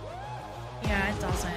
Speaking of RRQ, let's focus a little bit on the Indonesian teams here, because we do have a couple of substitutions for 2 of our Indonesian teams. So starting with RRQ, for our next map, we're going into Nextterra. Ma'al is going to be subbed out, and they're going to bring in Ikal for the round. And then we have a substitution by Bigatron by Vitality. So Azriel is going to be in, and they're, interestingly enough, swapping Joel out for this one. Yeah, some very important decisions. Both snipers, actually, from both teams. Which is crazy, right? Because usually you don't see this. I mean, especially for like Joe getting swapped out. I think Bigatron swapping out Joe is a very big deal, because you look at Clash Squad, Joe is the reason that Bigatron is having good games, having great fights. I personally feel like he is probably like one of the up-and-coming snipers from Indonesia, because he's so good at what he does. Yeah. But the fact that they have to swap him out for this round means that Bigatron are something ain't right. They feel like Joe hasn't been able to deliver. We'll see how this round goes. Yeah, I mean, both teams are struggling today, so maybe the snipers themselves are saying like, hey, maybe I'm gonna need a round or 2 to mentally recover. We really don't know what the internal workings are for the team, so hopefully the new substitutions do work out for both of these teams, though, because Bigatron and RRQ, both of these teams need to get more points on the board. But they will not be here for Nextterra. I'm interested to know if Joel and Ma'al are coming back for Kalahari, because for both of these teams, this is a huge map for both of these rosters. So we'll worry about Game 4 later on. Let's focus on Game 3. But yeah, interesting food for thought before we do go into game number 4 later today. I'm not sure if you have access to the numbers on you right now, Husky. I don't have them open on me, unfortunately. Do we have statistics for our most successful team on Nextera? Oh, hold on. I gotta dig I gotta dig the stats a little bit. All right. I'll give you a moment. Give me some time, you know, like I'm not Mr. Neptune, I'm not that proficient. Okay, I am sorry. I have a bit of that. Hold on. Was too difficult. I'm kidding. Yes. Let me go look for it. Yeah, What's on my we'll tab? find it a little bit later on. It's all good. But yeah, game number 3 is, I believe, ready to go actually. And okay, not quite. So we're getting very close. But before we jump into game number 3, folks, just a quick reminder that this tournament is brought to you by a Red Bull. As you can see, Red Bull Zinc and Vitamin from Thailand is supplemented with Zinc B3 and B6, featuring a mild taste that helps players stay highly focused and seize every opportunity to achieve a stylish booyah and plenty of victories. And I mean, you've seen from the player cameras, all of our teams have been provided a bunch of Red Bulls because when you're trying to play at the top level of Free Fire, you need every advantage that you can get. And it's not just your mechanical skill, it's not the brains of your captain. Sometimes you need a little bit of outside help, and Red Bull's a really great way of getting that little bit of extra help. Because I find, at least for us, I think Husky and I, we're kind of similar in this regard. The extra caffeine really helps us to focus. Oh, it really does. Hold on. Okay, here we go. Nextera. Oh! Nextera. We're ready to go, Husky. I think this is also one of like, man, I can't believe I'm saying this. Bigatron isn't that bad. I think Bigatron Nextera is workable, you know? It's like they have had good results. Like the newer maps kind of are maps that I think Bigatron favors slightly more. Let's see if that's gonna be the case. No? Okay, that is very interesting to bring up though, Husky, because I wonder if those numbers, is it with Azriel playing instead of Joel, or is this maybe also from a couple rounds where Joel was playing with the team? Like, this is stuff that we're never going to know, unfortunately, because our stats are not that detailed, but keen to see what Azriel brings to the table for the roster, now that you've actually said that. But at the moment, folks, our teams have finally landed, and we do have a couple of teams sort of sharing locations. GOW going to be scouting out this Todak duo here, and Demon is going to be leading the charge here to see if they can try and get rid of these pesky players. And it's traps around the corner. He's waiting. He does go for a bit of a dash. A couple of bullets do land onto Demon, but not enough for anything to be fatal. Well, to answer your question, Danny, Bigatron only has like 1 booyah so far on Nextera, if I remember correctly, from the data sheet I'm looking at. In fact, the team with the most booyahs on Nextera is actually RRQ Kazu. Oh, okay. Yeah, 3 booyahs. So this is really good to hear for RRQ, especially after having those 2 very early difficult games. So I think, if anything, for our viewers at home, eyes on RRQ. Let's see if this is the round where they're going to be able to pick things up, because it's going to be without Ma'al. It's going to be Ekal taking his spot for this game. But WAG looking to start things off today as well. Very, very hot with 2 eliminations to their name. And look at Tikoi. Love where he's at, you know, just trying to scout things out for the team, see if they can get any information on any nearby squads. But it looks like for now, it's just going to be very empty as WAG run into Farmtopia. Yeah. I would say it is quite a treat to see Ekal back in action, right? The first time we saw Ekal was, I think, Thorat. Before Thorat, it was I think GRC Aphrodite back in 2023. But he has had quite a career, right? He never really made it to the top. I mean, Thorat has missed grand finals before by 1 spot, and I think Ekal was like in the center of all of that. So he knows how close it can feel to get to like a grand finals appearance but not getting it. And you know, then he went to Dewa United. But the fact that he subbed in to, you know, to replace Ma'al, there's a lot that he needs to prove. And GOW continues to prove that they're just not hacking it, you know, so far today. Another time where they get knocked out this early on. Just not a great day for GOW, unfortunately. For Kagendra, I have to say, Husky, Kagendra's doing pretty well today. You know, this is their first play day as space finally opened up for them, and they're in 5th place at the moment. Now, Onyx going to be losing Adam here as Alan is able to pick him off. And actually, we get another drop here. Kabi is going to be going down. Really great snipe there from Onyx, but they're not going to try and finish him off. They're just trying to create space now because ideally they don't fight.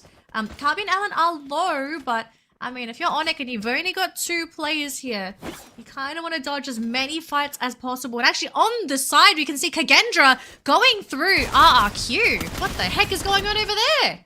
I mean, even Evos is getting rounded by Team Flash. Here we go, Ray, once more. Being the hero again. There goes RRQ. The best performing team on Xterra by stat.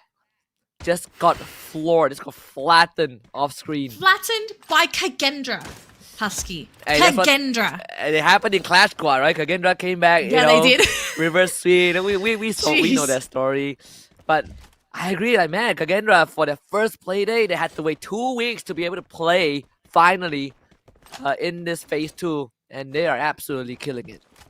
Yeah, I mean, 5th place at the moment, but all it takes is for this team to have another great round to maybe even break into top 3, top 4.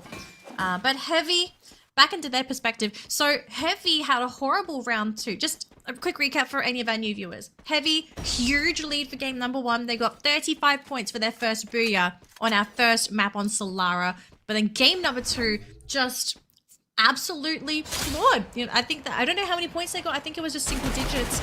And they lost that first place by a couple points. I think it was 1 or 2 points to Onyx. So yeah, Heavy, they just want to bring themselves back up into that first place if possible. And to play aggressive, you know, that's a sign that they want to try and bring this game into their direction. We'll have to see if they can make that successful. Speaking of successful, though, Onyx are trying to keep themselves in the game as they run into WAG. And this is a very tiny bottleneck that Adam is trying to abuse at the moment. And he has managed to catch one so far with a player on the ground. He's thinking of finishing. Oh, but he gets a little bit too greedy and is going to be punished. Then production doing Adam so dirty. They put up his stats within his and Ray's total elimination. It's 19 to 53. That's not even remotely close. Come on, man. You don't have to do Adam. Don't gotta do Adam like that. No, I mean, he was still able to get some work done before eventually going down. It was a 1v4 anyways. Speaking of Evos Divine, you can see them BTR also in a bit of a firefight against Todak. This is not gonna be easy. Just like Clash Squad. Todak trying to make it close, but BTR always edged out in the very end, and this time there really is no room for Todak to work with. Esports is slowly working through Evos Divine off screen, and we still have a very, very even fight. And just to add on to the topic on Heavy as well, they got 35 points in round 1 and only 2 points in round 2. They start round 3 1 point behind Onyx Olympus, while also not really having the best time of their life. There goes Todak. Eliminated again. Onyx Olympus go on the revive. Putra brings back the day. Someone is saying that we casted a black magic on RQ. We didn't. I maybe subbing Mika wasn't the right choice. I don't know. It's just not their day. Yeah. I mean, all I have here is coffee, so I don't have any tools to cast anything on anybody aside from maybe saying some words, you know. I mean, I'm really sad for RQ. I really was hoping for this team to be able to bring it back on this map, but it's just absolutely shocking. Like, it seems today just wrong place, wrong time for every single engagement. But let's take a look at Kagendra here as they try to fight into VP, because Kagendra are the ones to eliminate RRQ just now. And they do get 1 drop already, 2nd drop there onto Diamond thanks to Raz. And Nameless, he's all on his own, and that's gonna be it. Kagendra are on fire with 9 eliminations. Are we maybe looking at a team that could be competing for that top 1 spot? I kind of feel like we are. Do you remember the story from last season where Onyx is the last team to qualify, and then they won the whole thing? Can you imagine Kagendra doing that? It's very possible. Honest to you know, touching my heart and saying it, I don't think it's Kagendra's time yet, but I do think they definitely can put up a fight. They can make it very hard for everyone. I think that's a given, right? It's almost the same as what we saw with Dragon's Esports, right? But the main difference is that in terms of firefight, obviously Kagendra in a even comparison is still better than what we saw from Dragon Esports. But the one thing I think Dragon Esports have over a lot of teams, not just at EWC, but even when we look at SEA, is the ability to not just read the circle, but to survive, right? And that's something that is quite priceless. And I mean, I miss Dragon Esports already, the first Saudi Arabian team to make grand finals. It was quite a historical moment. And I think that's something that even the SEA teams can learn from, right? Focus on reading the circle. And then the gunfight is important, sure, but when you need these crucial points, being able to survive is a big part of the game too. Yeah, being opportunistic and picking on teams that have been wounded because they're fighting all of their other competitors. Switching on over to some of our Indonesian teams, we're flipping over to EVOS here after we caught a glimpse of Onyx. And EVOS, they're just coming into our next our next safe zone. And so far it's been a clear point of entry. And we've seen in the past for EVOS, right? If they are able to play the game uncontested and to loot freely, that is the best possible scenario here for EVOS. And actually looking at the points so far, right? EVOS are currently tied with Heavy for first place with 43 points. This is the live score sheet right now. So whoever places higher, if any of these teams get knocked out, they will be forfeiting that first spot. Yeah. Oh, man. I mean, Onyx is still in the running. Like, we look at that. I think they got the full revive out already. BTR Flash still in the running. The RQ 17 points so far. With the eliminations, it's gonna bring them to 18. But in this round, it's not much. It's not much yet. We'll see. I mean, 3 more rounds. Maybe they give us a monstrous one. Though hope the chances are dwindling. The circle read right on the money for EVOS, Onyx, and BTR. The Indonesian teams have already made it. The only one stuck outside is Kagendra, having to deal with PE Esports. Now, this is going to be a tough fight, but CT7 just made it a whole lot easier by taking Nolan out of the picture, and it's a two-way pincer maneuver. PE Esports narrow blows himself out. He's like, I don't want to deal with this anymore. We're not going to win this anyway. I might as well just go next. And Kagendra is just making it look easy. 4 more to the tally. That's 13 eliminations. 13 eliminations. It does quite a bit of health. I mean, they can heal themselves back up, but geez, Kagendra, they are coming into the competition hot for day number 1. And with how they're playing, they may very well be the team that could be getting the booyah here. But to be fair, though, just having a look at the positioning for these teams, Onyx are in prime position to apply a lot of pressure to their competitors. They're sniping from the rooftop, they're trying to poke Heavy, they're directly above Bigatron Vitality. EVOS are also nearby as well. So I kind of feel like depending on how much pressure Onyx applied to some of these outer teams that have not safely found compounds, it may determine how Kagendra will do in this ultra late game. Looks like Flash are able to fly in. I don't believe they were spotted by Onyx though, so Onyx are more so focused on Heavy at the moment. Yeah, I think for Onyx, this is one of the few times where I think just lay low, right? Just lay low. You take your opportunity, you take your shot when the opportunity presents itself, but the last thing you want to do is be kind of the target, because you don't know where the next circle is going to be. If it somehow still converges towards the very center where Onyx is, then that would be the best case scenario. But I think they've been spotted. You see that Riptide Rhythm to prevent any glue walls being put up. But unfortunately for Heavy, the team that did that, there's no opportunity to follow up. And I think Onyx is still in a decent position because they can fall back to the south side if they really, really need to. And it's very hard for other teams to engage, to interact with them, aside from maybe Kagendra and Heavy, because they are further away from where Onyx is. For the rest, EVOS, Flash, and Bigatron, they are going to be on that low ground, and Onyx will have the upper hand. I'm really keen to see where this next safe zone is going to be because, Kagendra, they're not in any rush at the moment. But depending on where this next circle could be, it may tilt this game in favor of certain teams. And so far, Onyx, they're trying to do all they can to pressure Kagendra. And we see one of the players going down as well. Easy for Raph, easy for Dead. Gonna be picked there by Adam. And all of a sudden, this up-and-coming Indonesian team may be eliminated here. We saw one of the players fly off over there. CT7, next one to fall for the team. We still have Raph. Dead got picked up, and it looks like Kagendra, they're able to fly away. And the next circle is going to be where EVOS is. Yeah. And I gotta say, Onyx, throughout the storyline of them and Spring until now, Onyx also has a lot of weight on their shoulders, right? Because people are calling them, to a certain degree, the lucky team, right? The team that got away, or the team that got too lucky. And I think the general consensus now, every time they see Onyx, they regard Onyx as a team that didn't deserve any accolades that they get. And that's why I think the consistency matters a lot for Onyx Olympus. Especially after the abysmal performance at EWC. ABCD does get taken now. Onyx still has a decent spot to work with, but the circle now does not favor them. Onyx needs to decide when they need to move. Yeah, I'm a little bit worried that they move too late though, because if they try to go too late, they're going to expose themselves to Heavy and to Flash. ABCD does get picked off by Crime MKS, so even though Onyx know that they need to move at some point, they're going to try and capitalize on these teams that are exposed and are having to move with that blue zone. It looks like Heavy able to find themselves a nice little spot to camp in. And this is now really tough for Flash because, you know, this is the only place Flash can really go where they're not going to be targeted by Onyx. And here we go, the push is going to start with ABCD leading. They do have a couple of glue walls. They're going to even pop through there just to be extra safe. And all of a sudden, I think Heavy, they are going to be the ones to reel back. A bit afraid of all of these players just rushing at them. And they will find a spot in that safe zone. Putra on Onyx, though, first person to come down. Probably the first and last, because the rest of Onyx, I think, all wiped out in trying to make their rotation, because again the circle stopped favoring them. They had to move from the tower and it made them easy target.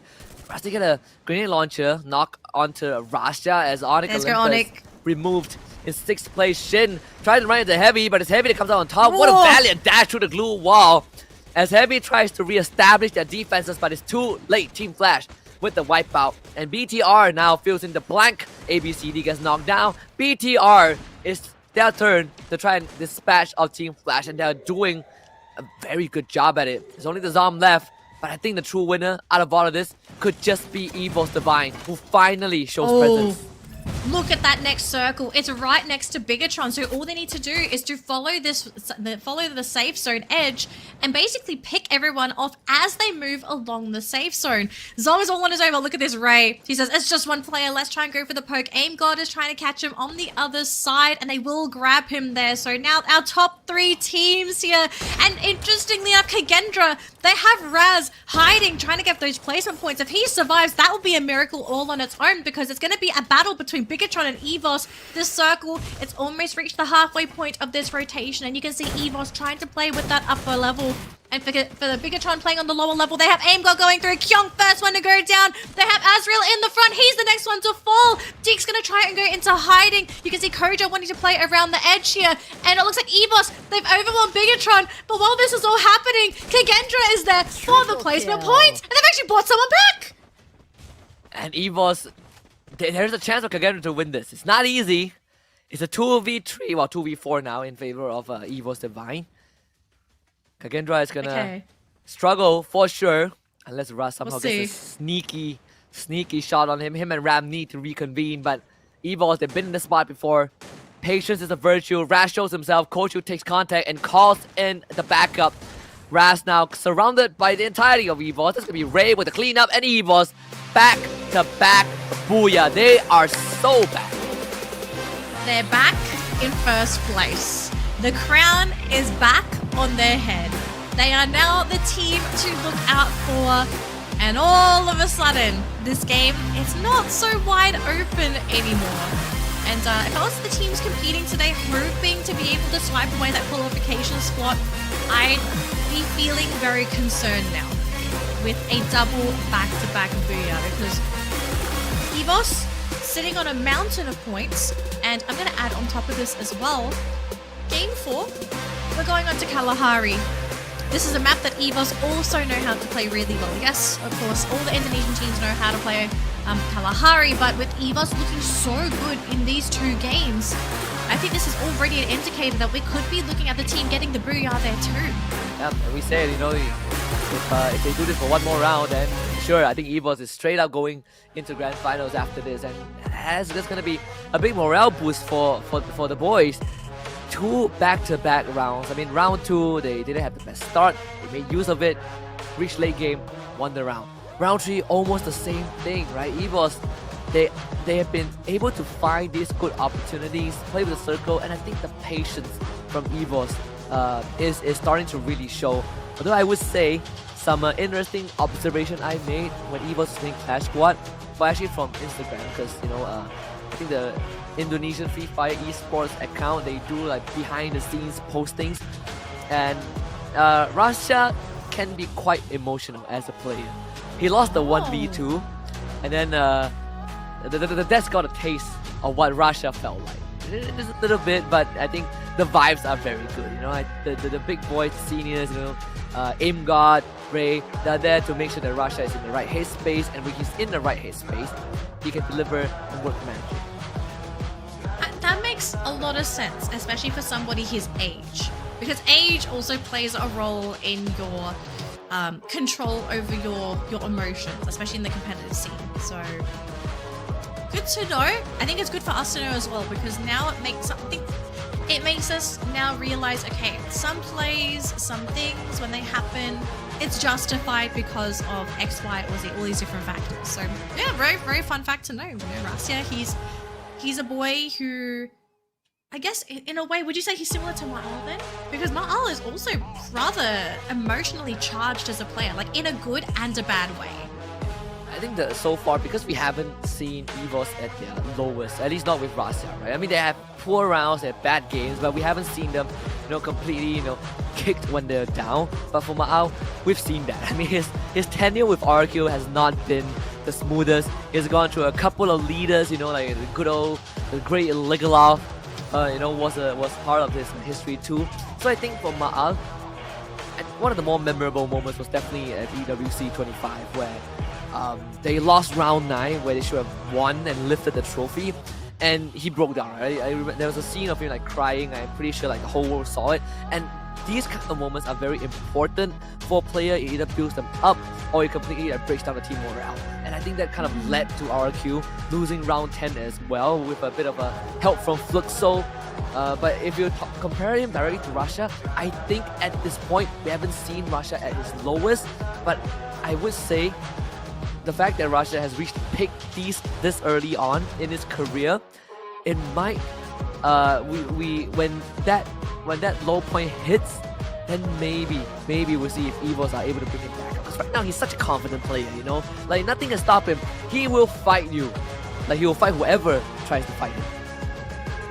But you need a certain level of ego to play at the level that these players are playing at, and you know, for Rasya, I think this is a good thing. I think his ego is through the roof because he knows what he's capable of. He knows he has the skill to beat a lot of players in the scene, and you know, honestly, good on him. If you have that much confidence in your skill and you've built your mechanical skill and your personal ability up until that point, and you can beat people, I kind of feel like if Rasya, at any moment, if he ever stops believing in himself, if he thinks that he's not as good as his opponents, he might start losing some of those matchups. So let's keep it going. These back-to-back booyahs are definitely helping the momentum here for EVOS, because they lock in another 25 points, shooting them up on the leaderboard, and also creating that gap that Heavy did not want to begin with, because we saw in the mid game it was EVOS and Heavy tied for first place, but unfortunately for Heavy, just really falling short, especially in that late game, really hurting them, because now there is a massive point gap between Heavy and EVOS. I'm kind of keen to see where the gap is now for EVOS. Like, how much of a gap do they have from second place? Okay, how many points do they have to work with, so that if they have one bad round, how many points can they offset? That puts them at risk, and we're going to find out right now. 62 points here for EVOS. Holy moly. And Heavy and Onyx, second place, 46 points apiece, but that gap, it's pretty significant, Husky. It is. Oh boy. EVOS gets one more good round, and I think they are 90%. I think they'll have 1 foot through the door already to the grand finals. I mean, Heavy, pretty lucky that they somehow stayed in second spot. You know, they shared with Onyx, and Onyx made it quite, well, I do want to say they made it quite far into round 3. They did get knocked out in 6th place with minimal eliminations due to the position that they were in. But Kagendra, right, the team that you've been highlighting, they're catching up. They're in 4th place now. Still quite a distance to catch up to EVOS, and it requires EVOS to have a poor round in the next 3 games. But if that happens and the slot opens up, hey, Kagendra could be one of the potential teams that qualifies. And if they do, the underdog story continues for these young lads. Here's the condition for Kagendra to just take over EVOS, and this is ignoring second and third place. 20-point gap between first and fourth, right? Which is EVOS and Kagendra. Let's say EVOS crash out game number 4. If Kagendra, if they grab the booyah, that's it. They take first place. So, food for thought, folks. But I do believe we do have an interview with EVOS. So before we go to our break, let's see what EVOS have to say for securing their second booyah today.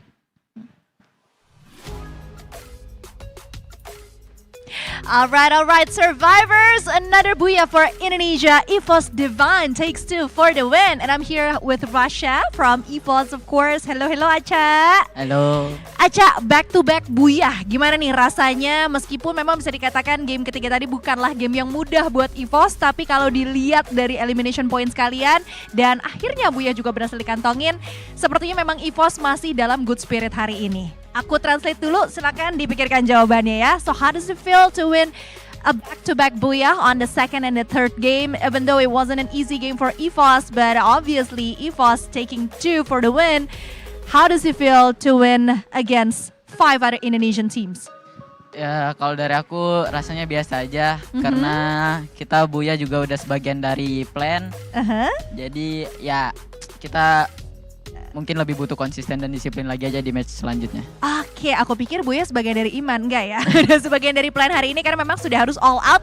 Dan hadirnya 5 tim Indonesia berarti hari ini ya.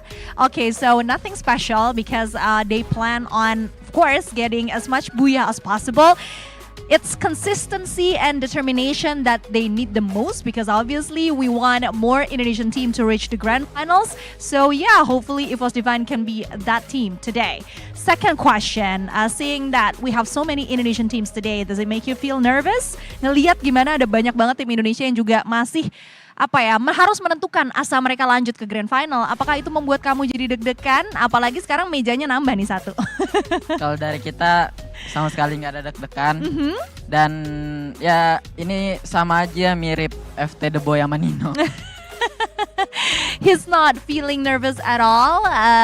It just feels like it doesn't make him nervous at all. So yeah, no biggie whatsoever. He's just gonna try and focus because obviously we still have another slot to secure today and hopefully that could be EVOS. Last question, seeing that you guys won 2 booyahs in a row and we still have 3 matches to go, how confident are you that you guys are going to be the one who secure the slot to the grand final today? Ngelihat masih ada 3 match lagi tapi so far udah ngantongin 2 booyah. Seyakin apa sih kalian bisa lolos ke babak selanjutnya menjadi perwakilan Indonesia yang lolos pertama nih bahkan? Mungkin 70% lah. 70%. Ya, 30% itu Tuhan lah yang ngatur. Doa berarti. Okay, so he's 70% sure and the other 30 he's hoping and praying and of course crossing all fingers that it could be EVOS Divine that will be securing the ticket to the grand final today. All right, thank you so much Rasha. Good luck. We still have 3 matches to go, but survivors, we have one special show for you. So stay tuned only on Free Fire World Series Southeast Asia 2025 Fall. Nama gue Irap, tim gue dari Kagendra, role gue bomber.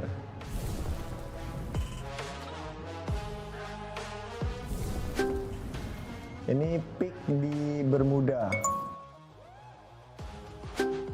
Ini lumber mill di Purgatory.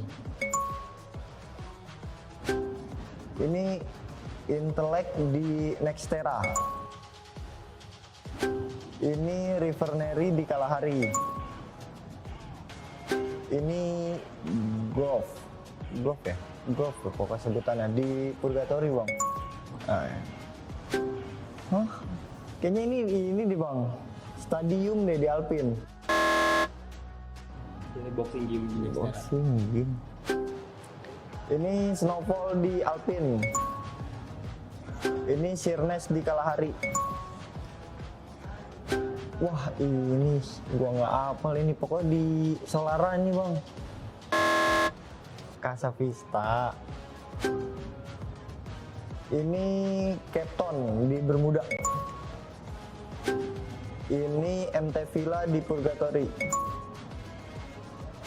Ini TV Tower di Solara.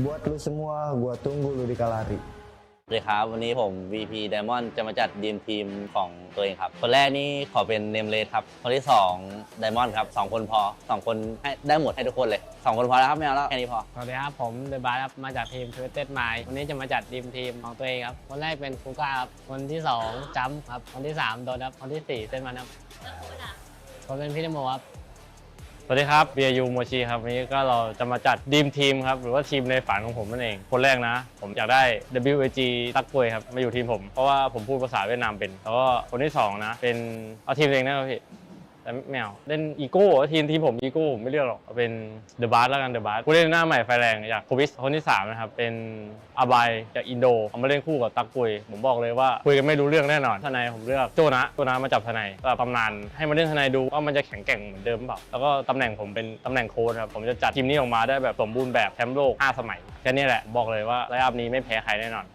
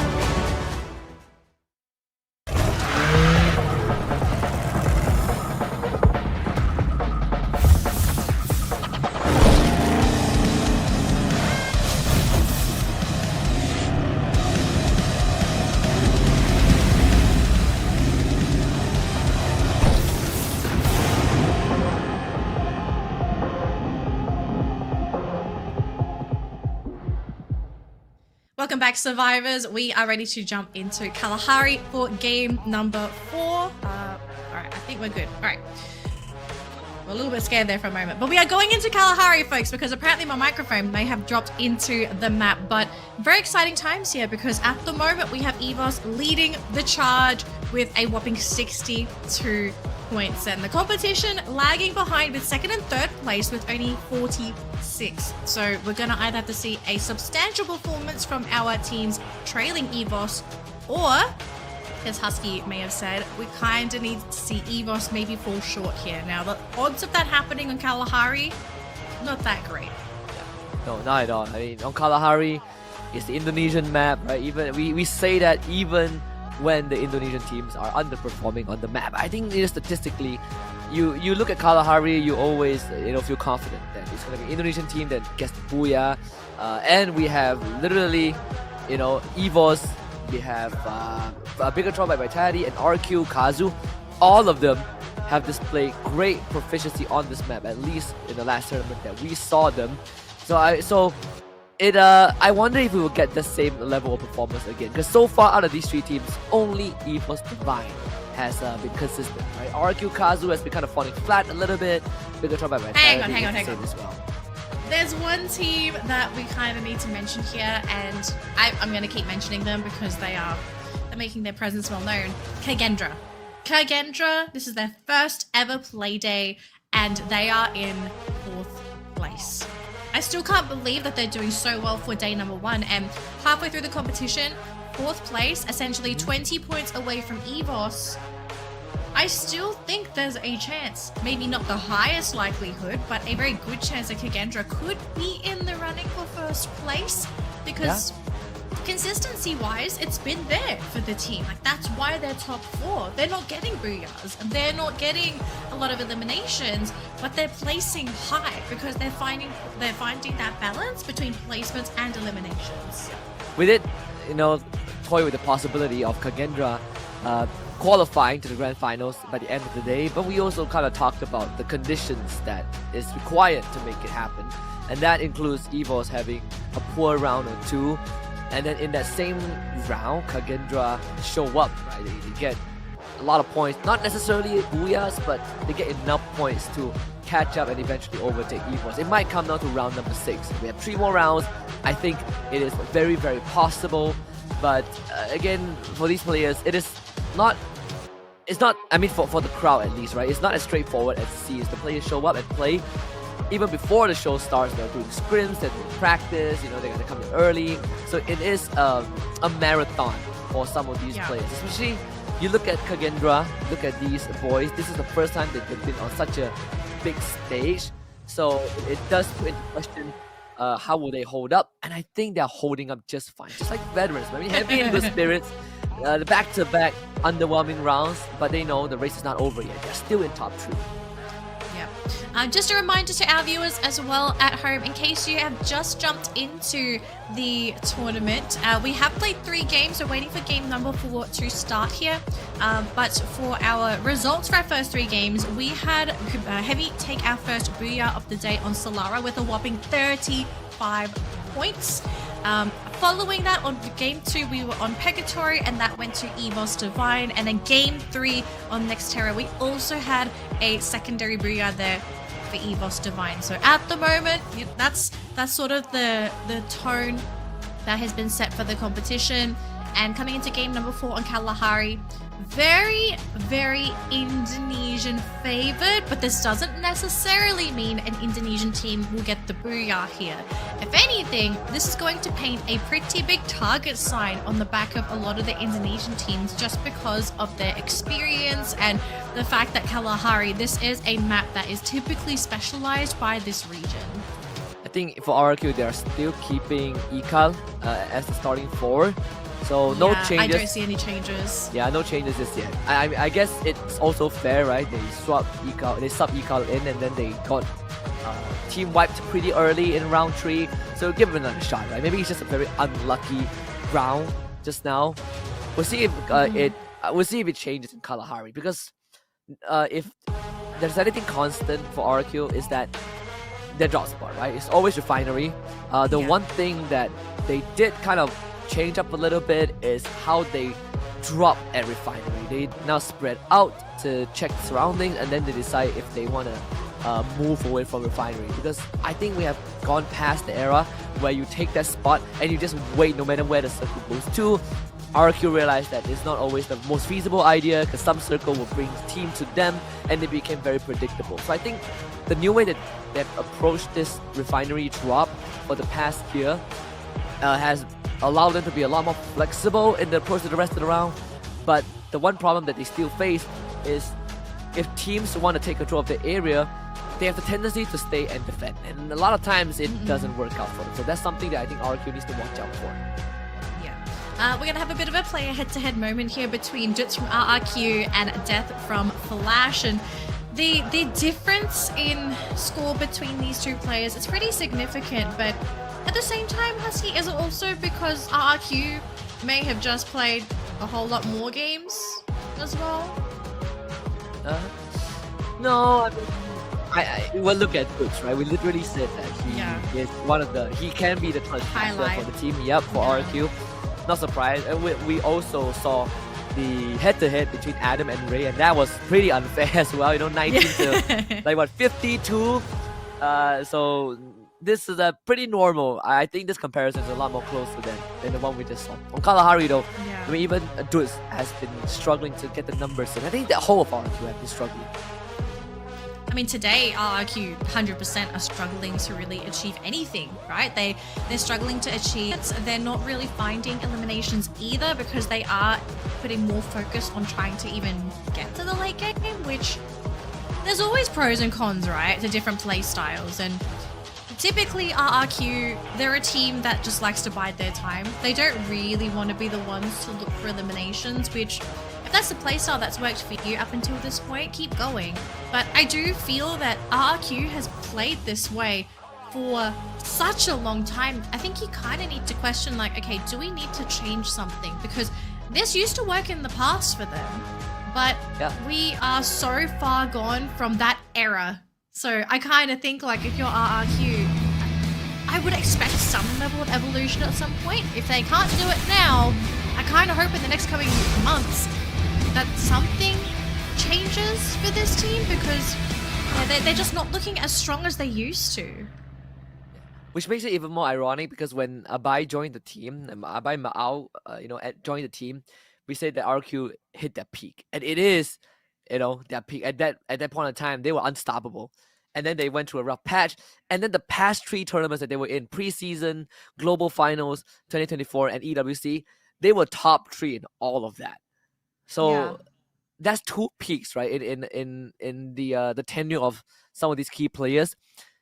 But now we see some inconsistency, some dips in performances. But I don't think it's going to be a long-term thing.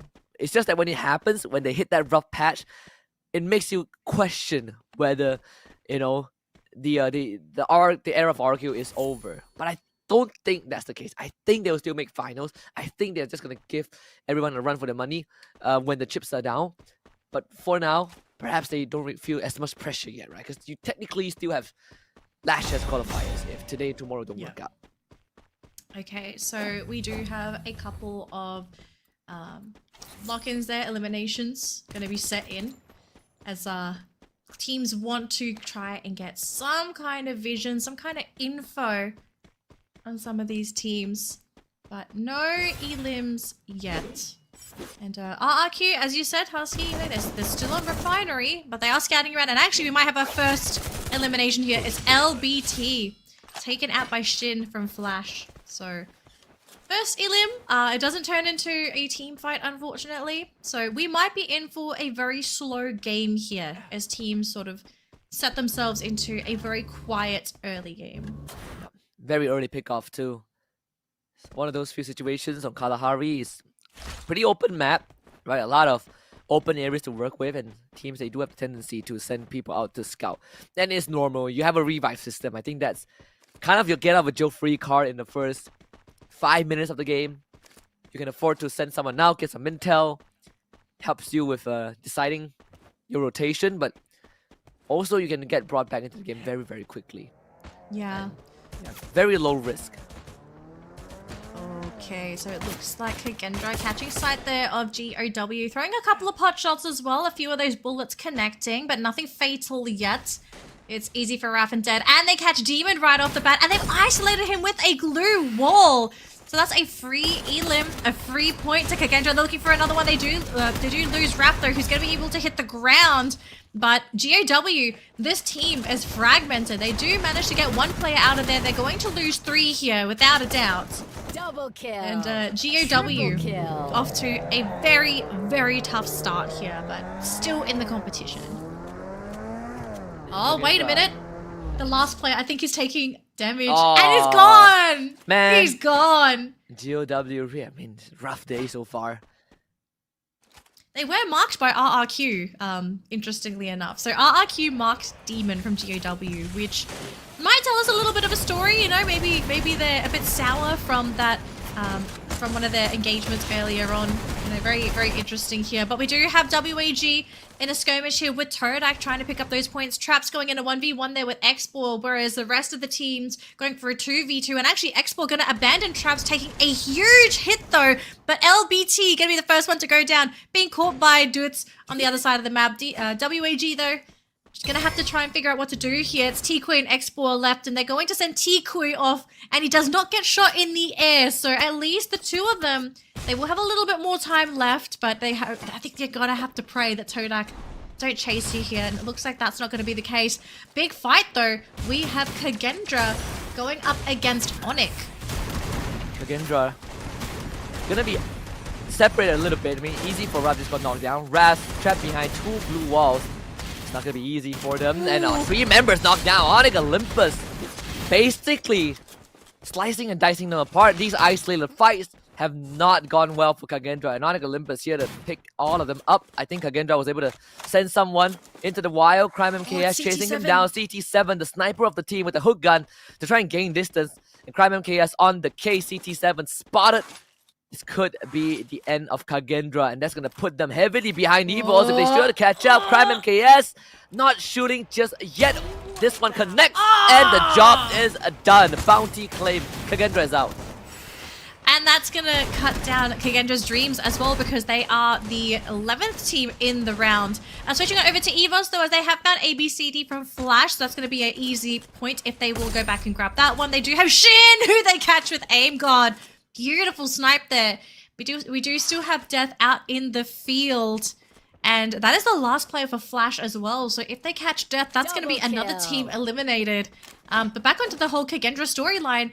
This was supposed to be the round where they maybe even take over Evos, but the fact that they get taken out so early, I think they might now be out of the running for getting that first place.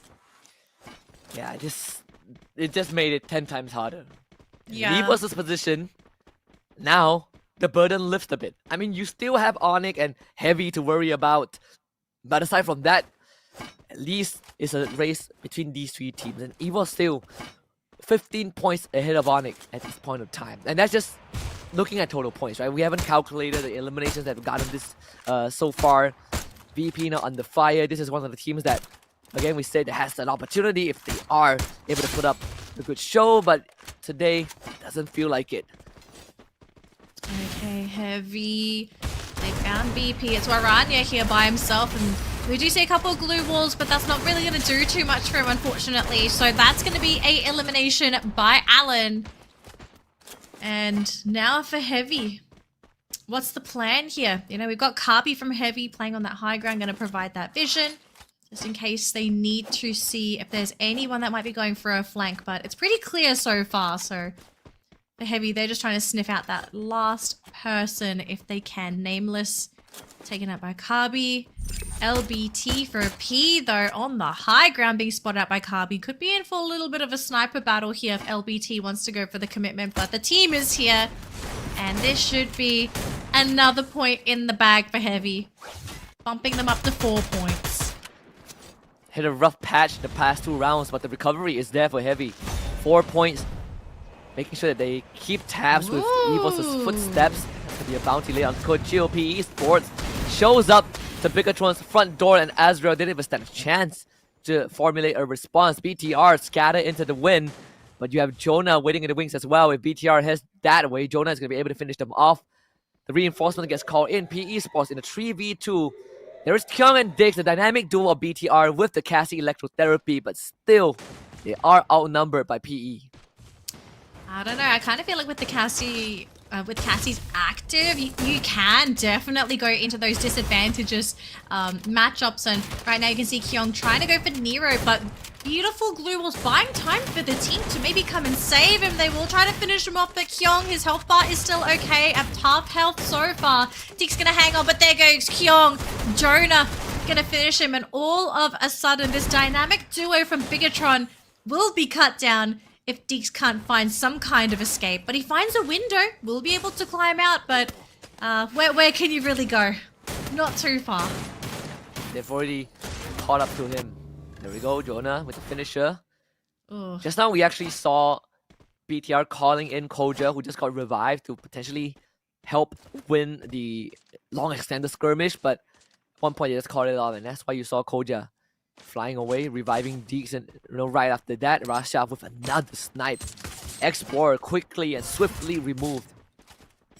Oh, this is WAG as well. This is one of the teams that might even be able to make that last minute comeback. I don't think we can count out WAG. Oh, that was huge. Catching out a huge grip grenade there onto WAG, and two players hit the ground. Ray, he does get knocked, but doesn't really matter. WAG eliminated by EVOS, bumping them up to 7 eliminations. Yeah, Ray took himself out for the greater cause. What a riptide rhythm from EVOS Divine. Again, EVOS, yeah, they lost Ray, sure. They can just pick up the grenade launcher that he left behind, carry it forward, revive him, pass it back to him. So EVOS didn't really lose much. Although they will need to take some time to reassess the damage and recover in terms of resources. But in the grand scheme of things, they still got 4 points.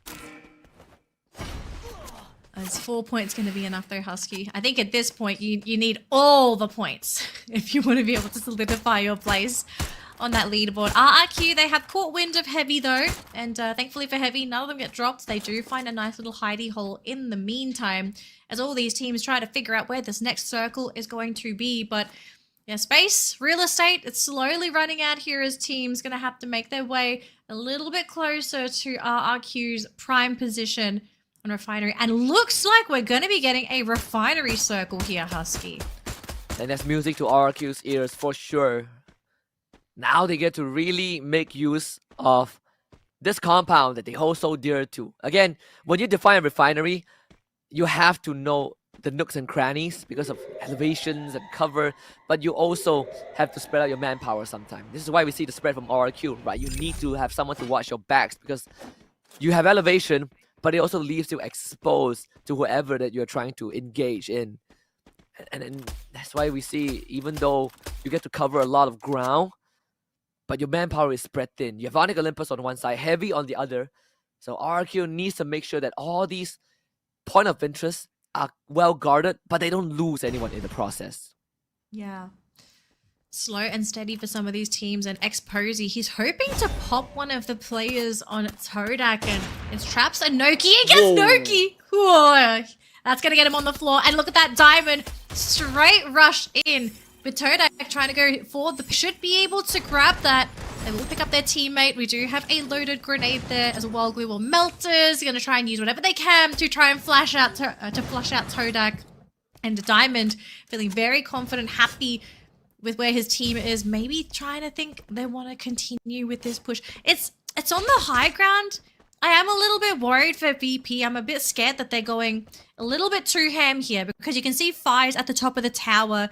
If Diamond sticks his head out, he might be at risk of being sniped himself. So you can see the hesitation is there now for VP as to whether or not they do want to try and fight into Todak here. Yeah. But what VP has is space, right? They control most of the ground. Riptide rhythm from up top. It's going to be courtesy of Fires for sure, but not too much of a problem. VP is still able to duck underneath the building. Here comes this grenade, actually only landing on the traps. The cluster going onto the low ground. Noki decides that he needs to take contact alongside Traps to back him up. Nameless breaks through the glue wall, but it's just Nameless. Waranya late to the party. Nameless gets dropped. The dome gets put down, and that's disastrous. VP, what are you doing? And Exposy's not even there either. I believe Exposy is on the ground. Oh my goodness. I mean, I don't know if he was hoping to be the contingency plan. Maybe he fell off the platform. We kind of don't know what happened with Exposy, but that was a very, very risky maneuver there for VP. But at least they're still in the running to get placement points. In the meantime, though, Rasia has been knocked out there by death from Flash. So the Wonder Kid out of the running here for EVOS, unless they can somehow figure out a way to bring him back into the game. Abe, though, going ham, getting rid of Death, Zom, Fire's trying to pick off Shin. We're seeing a whole bunch of snipes here from these teams. RRQ springs to life. Ekal with a big blast onto the Zom too. RRQ stand their ground. Bigatron flies into this area. PE Sports also makes their move. EVOS Divide might have to contend with RRQ and Nordic Olympus. A three-way fight on the eastern front. All three Indonesian teams basically taking the same area. Toda also makes their move. EVOS is going to have a rough time. Like, you have the hook gun, but going on the high ground puts you in basically a firing range. Poor Ray. Oh, Nero finds him. Oh, pain. EVOS, unfortunately, I don't think they're going to be able to last much longer. They still have Aim God, but I think we're going to get a new team to get the booyah here, Husky. As you can see, Duet's playing on the high ground, playing on the satellite dish, trying to see if he can find someone. Finds Coach Shield, and I think this might just be it. Coach Shield goes down, but not, but to Duet's. They're going to leave him to bleed out, and that's going to be Dutz's elimination point there. Onyx playing on the bottom section of the refinery here. A lot of the teams playing down here, knowing if they try and go onto the high ground, it will be absolutely too risky. So PE Sports and Onyx fighting for the same real estate here under refinery. It's not going to be easy too. RRQ still able to hold that high ground. If they could force PE Sports away, which seems to be the case as PE Sports get some distance between them and RRQ, then RRQ will have a bit more control. In fact, they decide to maybe take the challenge to Onyx Olympus and Team Flash. VP removed. And Def, the only one left, but I think he knows what's coming. Yeah, I think his name implies a lot of things at the moment. So I think Death, you just gotta bolster your health, get ready to go in. I mean, if Onyx doesn't know he's there, I think he might be okay. He just has to try and play very, very sneaky. And so far it's working. They haven't picked up on him. But everybody else, though, we've still got 6 teams in the game here, ladies and gentlemen. 21 players on the board. Onyx still 4-man strong, and it looks like Flash will finally lose Death there. And Deke's going to be caught out by 18 Deer on the top of Refinery. We still have RRQ guarding the top of Refinery. This is where they've been all game, and so far they have been able to stay here steadfast as a 4-man unit. And anyone that's been sticking their head out has been sniped by the team. So it's PE and Heavy playing on the left-hand side, Bigatron on the right-hand side under RRQ. And then you have Onyx playing towards the side, although they are being caught out here. Onyx, not the best spot, but they did catch Abe. Mufasa maybe helping Onyx out by catching out RRQ. And this is huge. If Heavy can get rid of RRQ right now, RRQ, Heavy's going to be in a strong spot to make the recovery. BTR shows up. And Don't Cry spoils the party. Onyx Olympus out of the equation. Here comes Allen as Heavy wakes up after 2 rounds of getting beaten down. RRQ is going to be who they take their anger out on. 18 Deer still able to get rid of Allen, but the numbers not in favor of RRQ. Heavy steps on the paddle. Kabi reinforcing from afar. BTR shows up onto the platform. Bigatron's here. They want to fight Heavy on that upper platform as RRQ has to reel back and lick their wounds and basically recoup for this next circle. And look at where that circle is going to be. It's where PE Sports is. So they're going to have to continue that push. If you're fighting at the top of Refinery, there aren't many places left to hide. And so far, Mufasa, beautiful area here, picking up some high ground. Will be able to do a lot of scouting for the team alongside Kabi, who's going to go even higher. So the elevation is going to be where Heavy is at. RRQ, though, going to try and stay around these corners. And Ekal has been caught. Will be finished up by Mufasa. And now look at this Bigatron. They sent Deeks Whoa. up there. Azriel, not quite high enough. Kyung's going to try and join him as well. But Mufasa, he's going to go onto the opposite satellite dish, trying to fight them off as well. And unfortunately for Heavy, they're only down to 2 players. It's Don't Cry Mufasa, and Mufasa is sniping all on his own on that satellite dish. He's taking shots. He is losing his health, but Don't Cry, he's actually thinking about the long-term game. He's saying, okay, you're probably going to go down there because this circle is on the low ground. If we are not down there now, we will be dealing with animation locks. He needs Mufasa with him, and as I say that, Mufasa gets eliminated. Sadly, this is not going to be easy again. We said that he needed a Cassie with them, but in this case, I think it's going to be lights out for Heavy. Sadly, BTR and PE Esports the healthiest team. The only difference is that BTR is on high ground, PE Esports on low ground. I think the center of the circle might favor BTR. Well, I think Heavy's going to be fine too, because you look at where Don't Cry is, I don't think anyone has any vision of him. So Bigatron going to start things off there, wanting to fight into RRQ, who is on that next compound. We saw one of the players fall, however, so they will be missing somebody trying to join that fight. We do have Deeks trying to create some space, Azriel trying to find anybody, but we have Nero, who has hit the ground here for PE Esports, just trying to find anything, anybody. And you can see RRQ, one of their players, trying to survive. Arbe's on the ground all on his own. He's using his gun to create that space as well, even using his glue wall. And PE Esports, they just said they want to play safe. They're going to back out. And Bigatron now in the central pillar area. And Don't Cry, he's trying not to make a sound, but Deeks, I think may have spotted him. It's going to be tough. I mean, BTR, Koja, Deeks, and Ezreal. Koja gets brought back up. PE Esports they just found their 11th, right? Abai ends up being the last one to get eliminated. RQ held on for long enough. And PE Esports, with the man advantage against BTR had to slowly traverse this terrain. PE Esports waiting with open arms. The glue wall set up pretty early on, but LBT from that range with the M590 gets the job done. Ezreal falls and breaks both his ankles. PE Esports finally locks in a booyah.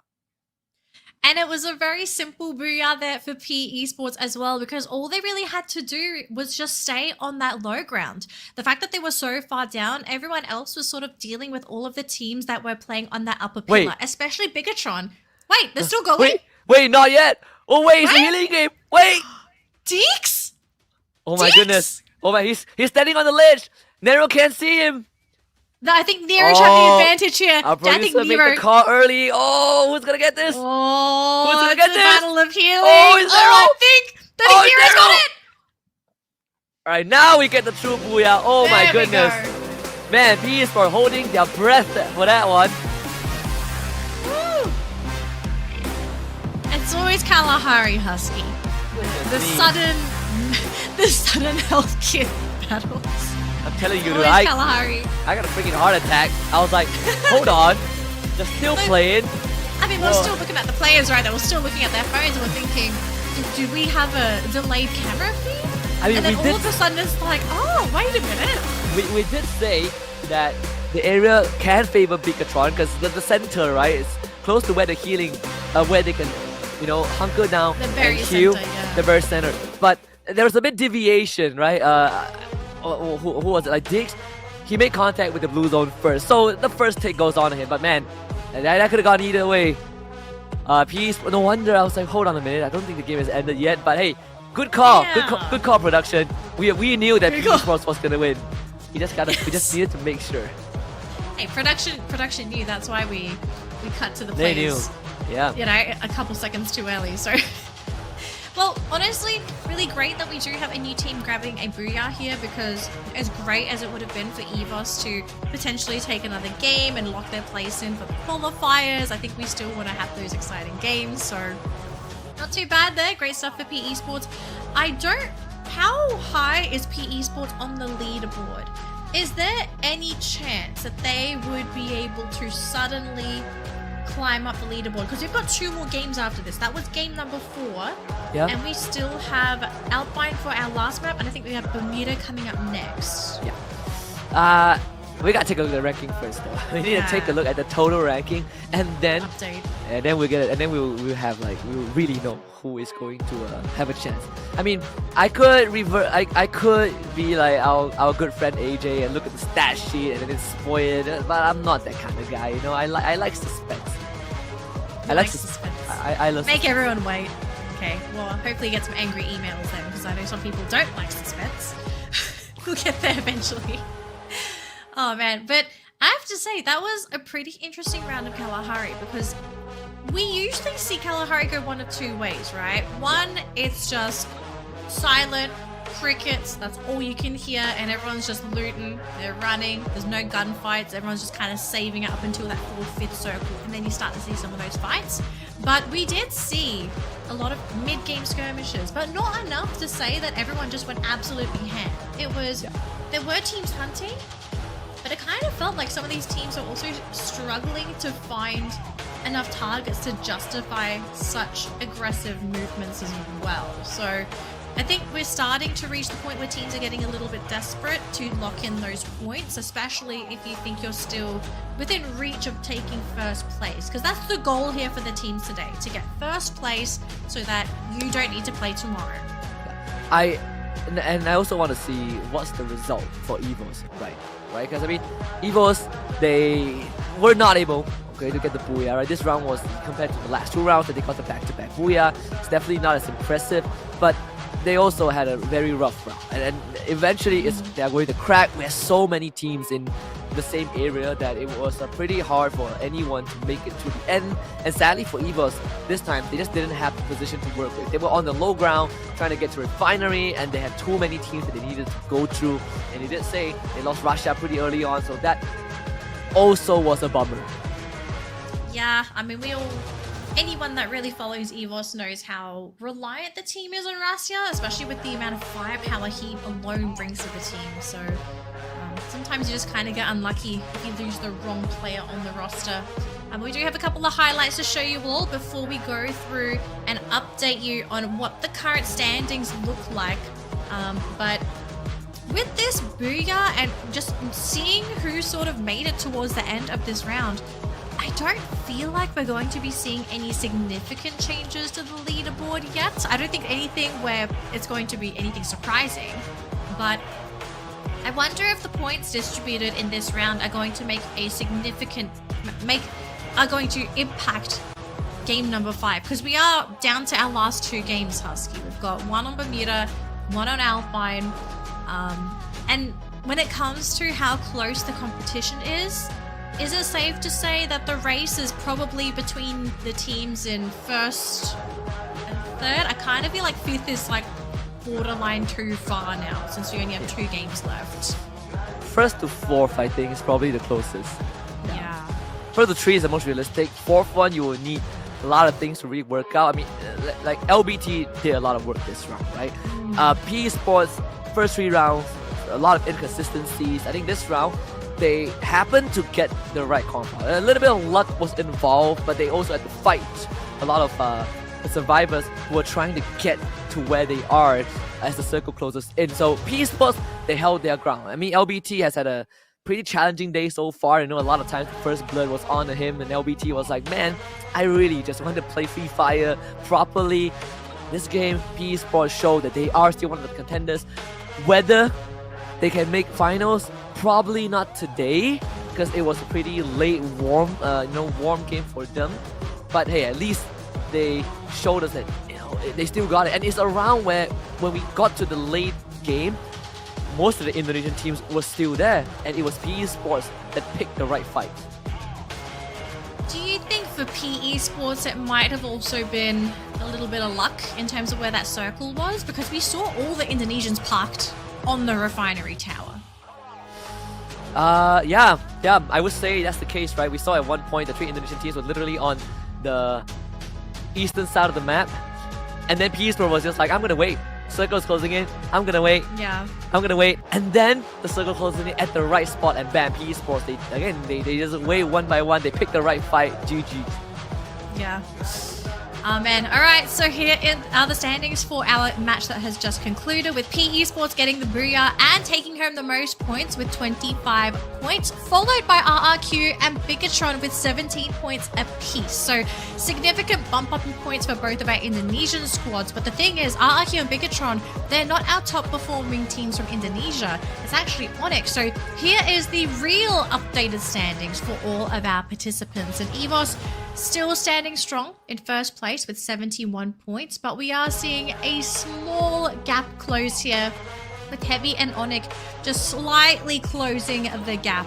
And unfortunately, in fourth place, we have lost Kage, but we're going to be seeing Esports make the climb because of that booyah, sitting at 50 points. And, you know, I still think it is possible for PE to take that first spot. Maybe even Kagendra and Bigatron. I think Bigatron, Flash.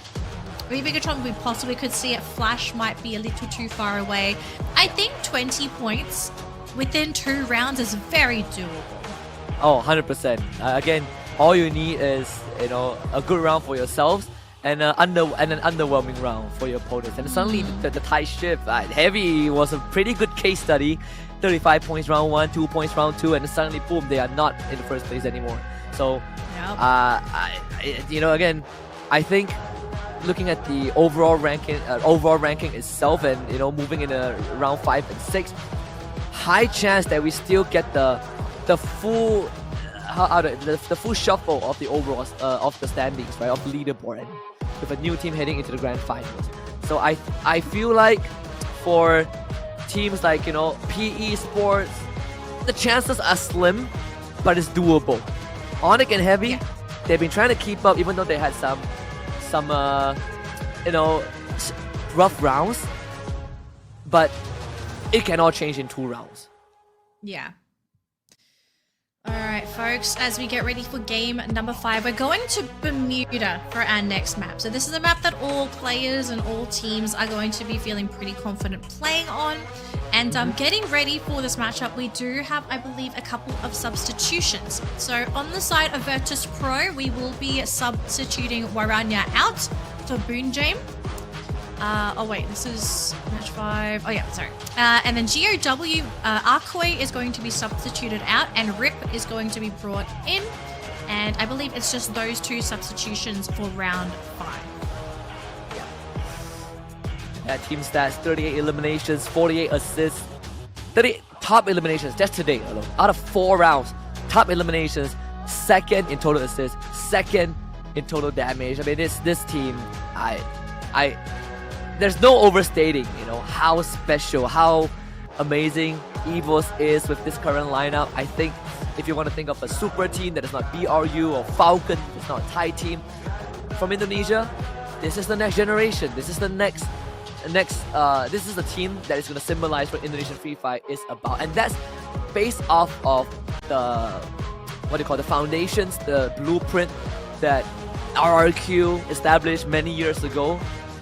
VP though, spirits, we're not looking the best, right? It is pretty tough. Like VP has things have not worked out. I think the fight earlier against Todak was a complete disaster, even though I firmly believe that they should have won that. They had the advantage, but they dropped the ball, you know, they spilled the salt and they got wiped. So for VP, the inconsistency is showing. They're not able to win the fight that matters. Got 2 more rounds to correct that, but I think for VP, prep for tomorrow to try and qualify for finals. Yeah. Bigatron Husky. Today's been a very mixed bag for this team, unfortunately. I think some people out there probably looking at Bigatron, not really the top dogs of the group, but they do have moments where they can shine. But it just seems like today hasn't really been the moment for the team. What do we kind of feel like has been holding Bigatron back as a squad? Are they just being outclassed by some of the other teams in the group, or do you feel like something sort of happened today that's really just set them back from being in the running? Oh, I think, funnily enough, I think Bigatron, if you put them in a vacuum, they're actually a very solid team. But when you put all these external factors in, right, when there are 3rd parties, 4th parties, when there's the circle that's constantly shifting, when you're playing with the whole map instead of, you know, just a fixed area like Clash Squad, that's where I think Bigatron struggles, right? Because when you see them take these 4v4s, most of it pretty clean. You know, Bigatron, they know exactly what to do, like the Dix and Kyong, they work together very, very well. And still really and kind of on the fence on the sub-up of Joe, because I feel like Joe is what completes the puzzle. But aside from that, I think it's the 3rd party. I think it's the read of the circle that is costing BTR a little bit. Well, I mean, we're going back onto a map that everybody should have a pretty deep understanding of. So maybe this is where Bigatron marks their comeback. The odds of them really coming back on the leaderboard, very, very low. But I think if I was a team that wasn't performing today, finish strong and just sort of get ready for tomorrow's matches. Because we are also going to have another match tomorrow because it's week 5, day 1 today. We still have day 2 for the Battle Royale segment for the knockout stage. But yeah, time is ticking for some of these teams, you know. Even though we're saying like there are still slots available, I don't think it makes sense to sit there and say, okay, we're just going to wait till the last chance qualifier. I think that kind of mindset where you're sort of saving everything to the very last moment is very dangerous, because when you start thinking like that, let's say all of a sudden you don't play well enough on the last chance qualifier day, this is when you have to start pulling out the Pikachu mean faces, because you're thinking like, oh wait, we thought we could. Or they could just chug kind of Red Bull, right? Zinc and vitamin from Thailand, you know, packed with zinc, B3, B6 vitamin, mild taste, great flavor, makes you stay highly focused, get some stylish booyahs, and that's what it's all about. You know, we had Red Bull joining us at the start of spring, still with us in the fall season. It's gonna be 1 full year of just great moments that eventually will see them give the players wings, and I'm all for it, right? With Free Fire, I've had this thought. I keep thinking to myself, I don't know if we will ever have a grand finals like what we saw just, you know, a month or 2 ago that is that intense. But with how the landscape is evolving, I think the possibilities are endless, right? Every single season, the graphics gets elevated, we get more fun content, more great players. This fall season is just a prelude to that global finals that we're going to have at the end of the year. And a big part of it is also because of all these new faces that show up. Like Kagendra is probably one of the best debut for a first-time team on the regional stage. Yeah, no, I 100% agree. I'm impressed with Kagendra. Sure, they're not going to take first place. I don't expect them to take first place today, but they have impressed. I'd argue if they could polish up their game day tomorrow, they might be able to slip through in tomorrow's games. And if not, we've still got the last chance qualifier. But the thing is, like, if they play like this, like today, during the last chance qualifier day, 100%. 100% I could see them making it through. But if they can, you know, if they make it somehow, some way today or tomorrow, that would be huge. Yeah, that'll be a huge statement. But I think the odds of that happening very low, so we'll leave Kagendra to their own devices. We'll see if they are capable of pulling out a miracle, of really showing that they are an up-and-coming team.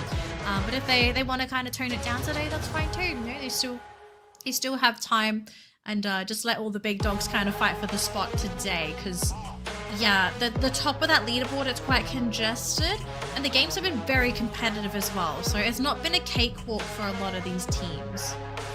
I think that's kind of like the best way to put it, right? Where we just have, you know, the constant development of some of these team players. When you look at the last year's qualifiers, right? Assuming the state of the competition as it is now, I mean, all 3 Malaysian teams have a high chance to be in the last year's qualifiers. Like Magna Esports is not going to be able to play Phase 2 because they placed last in Phase 1. We're going to have Expand tomorrow, so Expand and Toda will be fighting for that 1 slot. Assuming Toda doesn't make it through today, but looking at the score, chances are incredibly low. We are going to have a bit of a technical issue, just to make sure that the players are in optimal condition to play the game. Not the players, but the devices, you know, making sure that everything's going right, so we can keep on delivering the highlight reels. Yeah. So I think after this minute, just going through our admin chat, I think we are pretty much ready to go after this 1 minute. So to all of our viewers at home, if you have been with us since game number 1, hope you've been enjoying the matches so far, and hopefully the teams that you're cheering for are doing as well as you would like them to. But as we get into game number 5 here, we are going to be flying into Bermuda next. Let us know in the comments, who do you think is going to take our 5th Booyah? May we see one of our current top teams take the Booyah, or could we have a brand new team secure a Booyah for game number 5? We'll find out in just a moment, because Bermuda is just about ready to go. But so far, we have a pretty tight race in the top. Not as tight as you think it is, okay? It's not 3 teams lined up neck and neck, but we do have EVOS currently leading the charge with I think a little under 20 point lead.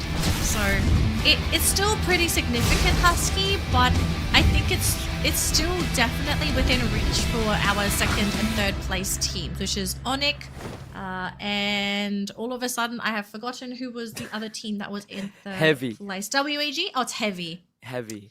Yeah. Yeah, so it's very possible for those two. 100%. In fact, on Bermuda, a lot of the Bermuda heavy hitters are here. And, if we remove the Thai teams, WAG, PE Sports, at one point we call it the Permuda. If you remember, I think from 2024, the Permuda, PE Sports, they were absolutely killing it on this map. Of course, the title kind of fell off a little bit, fell off afterwards. But if anything, PE Sports have had some decent track records on this map. Hot drop though, Heavy and Onic Olympus. This is crucial. This is ugly. This is such an ugly hot drop for Onic and Heavy. But whoever wins, that's basically them kicking their competitor to the curb and hoping that they are going to be able to take over this match. So if I'm EVOS, I'd actually be clapping if I knew this was happening, because all of a sudden I don't have to worry about one of these teams if they manage to fully eliminate one another in this hot drop. But I don't think that's the case though, because you see it's only 3 Heavy here, I believe, and Onic also have sent 1 player away, so they're ready to potentially lose 3 apiece. Yeah, I mean, for Kagendra and PE, this is also very important, right? We say that Kagendra still has a chance. The stars need to align a bit more. But if Kagendra can get out to the good start and get that elimination, you wipe out PE Sports, then suddenly hope gets restored for Kagendra. PE Sports, they're going to be the one that takes initiative with the home draw on the assault. Ras did not know what hit him. PE Sports just quicker on the initiative, and we did say the PE Sports have some very good moments on this map, and Kagendra just were not prepared, and that's going to be 4 points for PE right off the bat.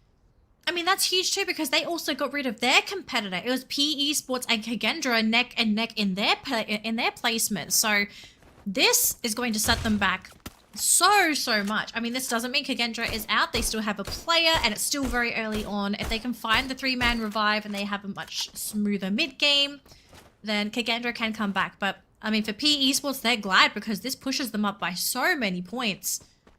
Meanwhile, for Heavy, trying to do what they can to sort of scout around and to see if they can find another victim, because Heavy, they know they're so close to being able to compete with EVOS. They just got to get some more points on the board. And speaking of points, well, we see Bigatron and GOW within the same vicinity, and Flash is here as well. So we can see some of these eliminations being stolen, as on the other side of the map we saw Rasia picking up an elimination for himself.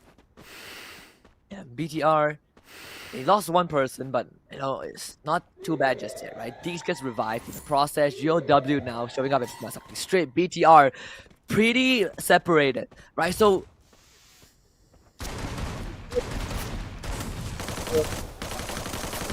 Azrael against Hans. Hans seems like he's not ready to take this fight. Koja takes out Dian. In the meantime, Hans finally, with the Trogon in hand, was able to take down Azrael, puts down the glue wall, instantly broken down by Koja. Kyung on the chase. Rip revives Demon, and Azrael gets eliminated as well. BTR against GOW continues to be a bloodbath, as Rip is there as well. Kyung getting tagged from behind, finds Brave, goes for Oscar dash, glue wall blocking them. GOW looking for a decent response, and EVOS also picking off the members of BTR. This is about to get real ugly here, because EVOS, they want to also secure points themselves. So all of a sudden, Bigatron, horribly wounded. GOW as well, being advanced upon by the White Tigers. Kochiel playing on the windowsill so far, trying to get anything, and he manages to catch out Rip, who's on the ground. They will finish him off. Hans as well, locked in by Kochiel. So that's 4 eliminations total there for EVOS. And, this is the last team to pick up points, but they've got 4 on the board now. WAG now face to face with RQ Kazu. Another important fight, 18 deal, what an opener. As T-Koi out, and GOW removed from the game. It's finding no cigar today. But WAG, they have a chance. T-Koi instantly revived. P90 in hand, has to back off and reset for now. VP in the meantime, exacting revenge on the Todak for the Kalahari round. And VP finally being in sync with their movement and their decision making. 3 down for Todak. Feeling a little bit better, at least for VP fans, to know that they haven't lost their mojo. T-Koi, though, has been caught by Dutz. And Vindel gonna be locked in there by Adam as well. So Todak are out of the running. Tikoi eliminated by Dutz as well. So RRQ eliminating one of their major contenders, but they will be able to pick up their teammate. Please one though. Next one to follow, locked in by 18 Deer. And if you're WAG, you need to get out of here now, because you can see RRQ just wanting to hound them, chase down WAG, get rid of them from the competition, and to make their lives a little bit easier picking up these points today. Yeah, RQS. I mean, after the Kalahari round, it's such a powerful round, and RQ can feel it, right? Pretty close to having a chance. Same as it might be with the current situation. RQ sitting at 35 points. Need 2 miraculous rounds and Evos to really crash out. But aside from that, I think, for WAG to retreat, that gives them a bit of an opening. I think it's also understated how surprising it is to see WAG basically 2 points behind RQ currently. Despite the amount of praise we gave to WAG, and we know that they could do it. But today is just kind of one of those days where WAG, they have the tools, but they're just not able to win the fight that matters, right? I mean, in a lot of these matchups, I would have put WAG as the winner. If we put them in a clash squad, I would say WAG 9 out of 10 times. But today, doesn't seem like that's the case. Well, I kind of did put them as my winner today, and yeah, you can probably see what happened whenever I try to predict the team. About Evos, At least you got Evos right. The other two, they are fighting amongst themselves. Yeah, it just really felt like an off day for both of these teams. WAG and RRQ. These were the other teams that we sort of thought would be able to do well. But Please One does get taken out by Dutz. So just a constant push and pull between these two teams. Now WAG are about to have to deal with P Esports. In the meantime though, Dutz going to be punished though. Putra going to be nailing him on the ground, and that's going to be the second elimination there for Onyx. And P's found Deeks, but they're not enough to do any fatal damage. So P going to go back to the vending machine, and they will figure out what pathing they want to take, because they're right next to the safe zone. So they have a lot of time, a lot of room to sort of change their position if they feel there are too many teams here. Or maybe if they wanted to, they can press on a little bit deeper and sort of wait for these teams to try and come in and play a little gatekeep, Yeah. Gatekeeping's a great way to lock in a few extra points if you are struggling to pick those up. This is RQ. There's a vending machine nearby, I think, so they can bring this back, not a problem.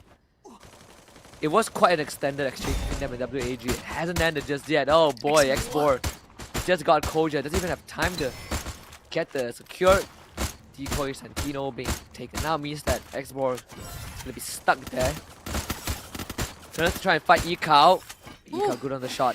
X4 goes down for another freebie for RRQ. Yeah, a little too much there. So RRQ up to 5 eliminations. At least the team's looking a little bit better here, Husky. It would have been pretty bad feeling if they had a completely horrible play day. As Koja gonna go for a chase there onto Vanvo, who does manage to escape thanks to a bit of a block with the glue walls, but he will be cut off on the other side. And that's gonna be Bigatron picking up their 3rd elimination. Koja did get tapped though by Diamond. They can pick him up. They'll heal him back up with the healing gun as well. No fatalities, no extra points. And back to a little bit more of that slow mid-game again, Husky, as these teams get ready for that next circle. Because it's not small enough for these teams to feel the squeeze yet. But I know definitely at around that 3rd circle, that's when we're going to start seeing these teams feel a little cramped for space. CT7 perished to the blue. I wonder what happened there. Perhaps got knocked down, and then they had to abandon him. Not a biggie. I think they still have room to bring him back, but that is a major setback for Kagendra. See, all of their Hellbard actually went down, so there's a chance that they were mid-rotation and got caught during the cross. Still, Kagendra in the game. But very lucky that they're still in the game. Incredibly lucky.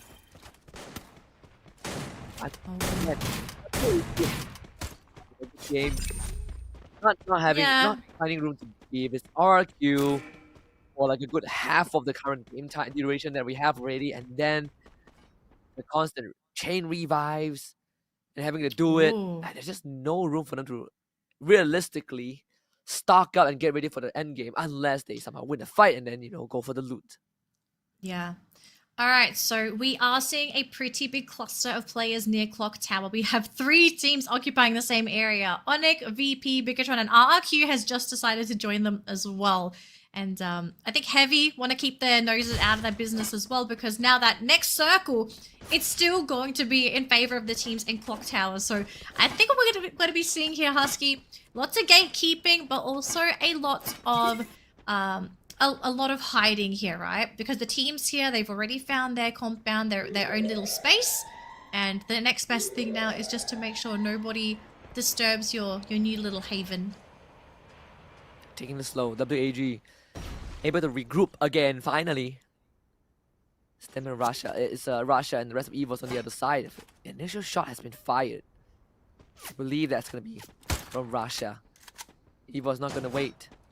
When they're in a good mood, when they realize that the enemy is not putting up resistance, they go hard. Ray is ready. RGS in his hands too. WAG have to pass through EVOS to have a chance to get deeper into the circle with Clock Tower. And we know that RQ is there. In fact, EVOS was like, alright. Does EVOS want to continue? Because I think Ray just saw Team Flash. Yeah, he's making the call. He's like, he's like back up, man. Oh, but Tikui though, look at the Rasya. Classic Rasya, just already incapacitating one of the players. What a timing too. I mean, it's perfect timing because now they say, okay, so we're going to let those 2 teams fight each other out. They're going to be wounded and then we will come in and finish the job.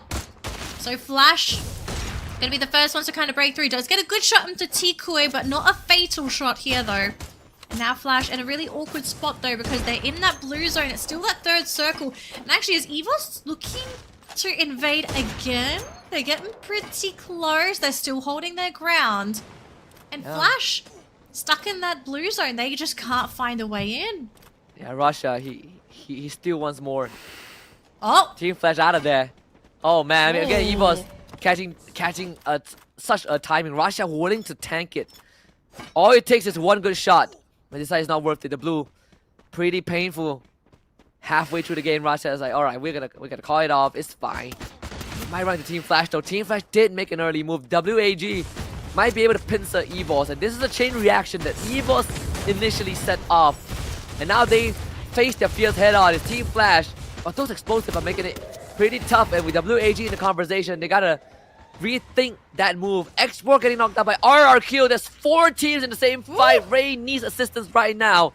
Vanvo drives in. One Red Rhythm. 18 deer with the delivery.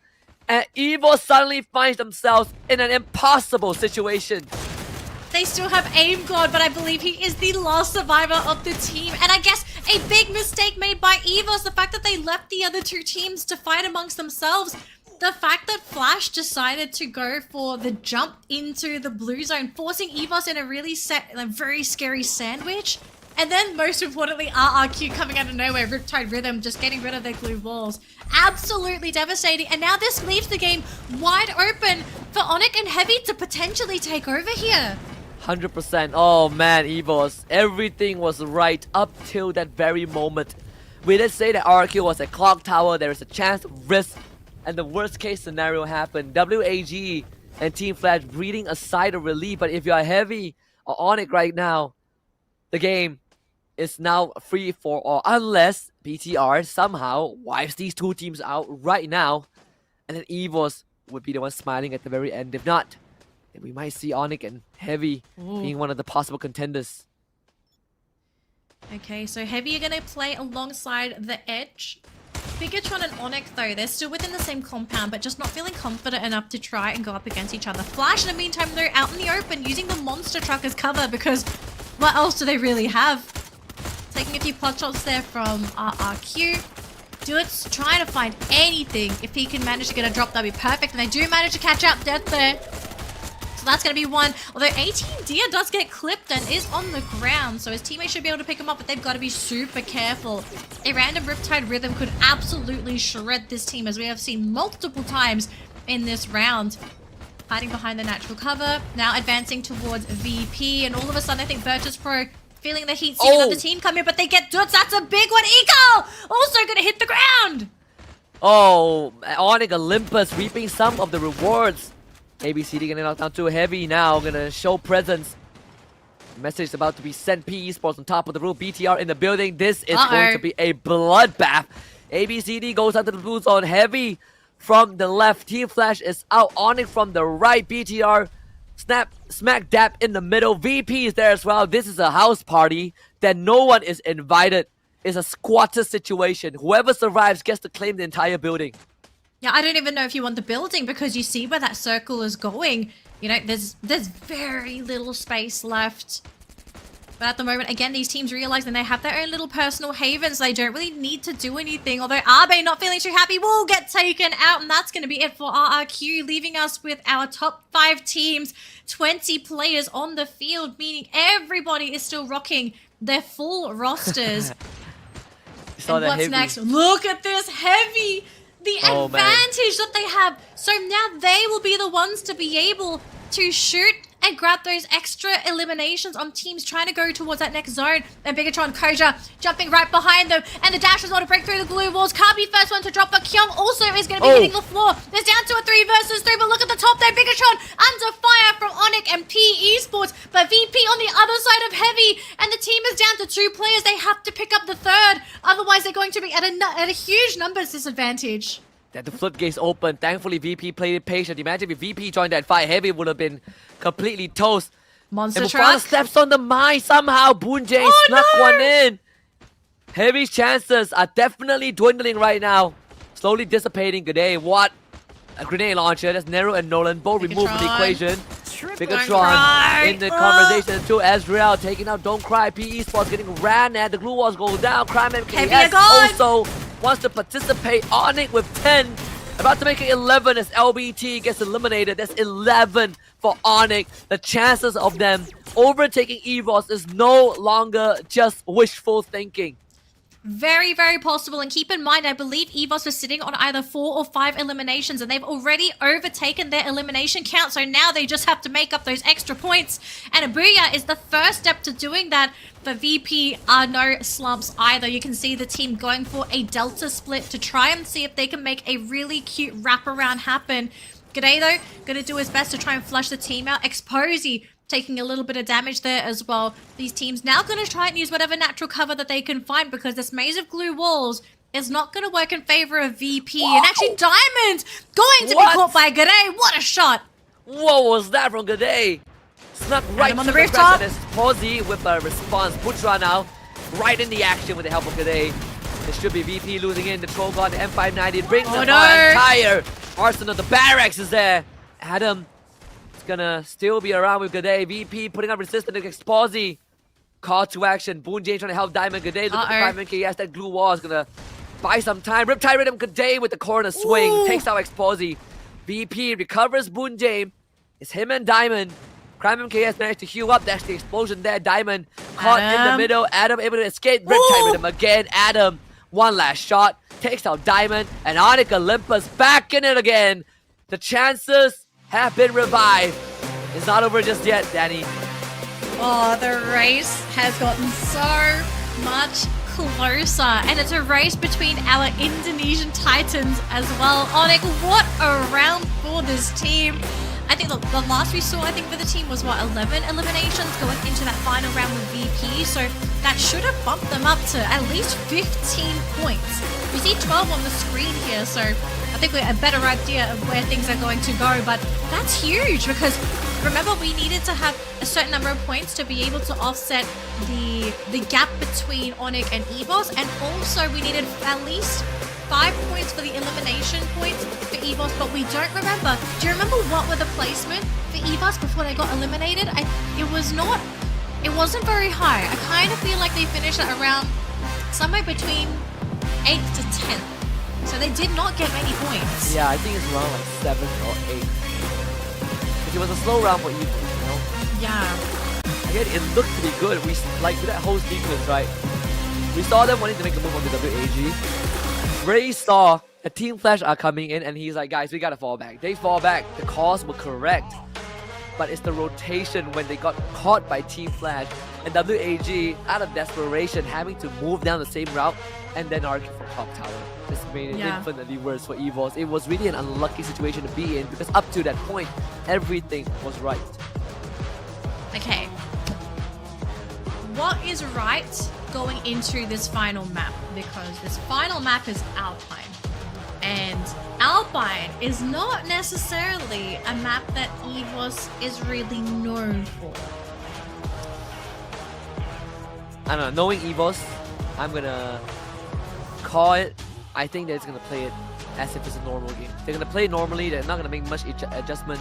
They will still try to look for fights, they will still try to look for opportunities to get points. If they're willing to take that risk at EWC when they already have champion rush unlocked, and instead of playing it slow, they're aggressively fighting for points, I don't see them doing any differently from what they did on that world stage in this final round. In fact, I think you fight harder. Okay, so here's my scary prediction. Okay, just so you know, folks, I'm not trying to curse anybody. Love EVOS, very, very fun team to watch. But when this team is backed into a corner, and it's not any kind of corner, it's not an EWC corner, it's just a standard corner. What happens with the team is they play slow. Because in their mind, they want to focus more on those placement points and trying to get into that final circle to win. EVOS, I think they might fall to Onyx here because we saw in that round just now, Onyx went into overdrive. I think this team is smelling blood. They're realizing how close they are to being able to take that crown. And I actually think it's going to be Onyx to fight harder than EVOS because this team naturally, in a lot of cases, I feel like is much hungrier than EVOS. I feel like for EVOS, like they're looking at the round and they say like, okay, if we make it, we make it. If we don't, we don't, because we still have our last chance qualifier. But I think in the case of EVOS, this is a team where if you give them an opportunity, they will take it. And just looking at how they are today, I think today's the day that Onyx take it.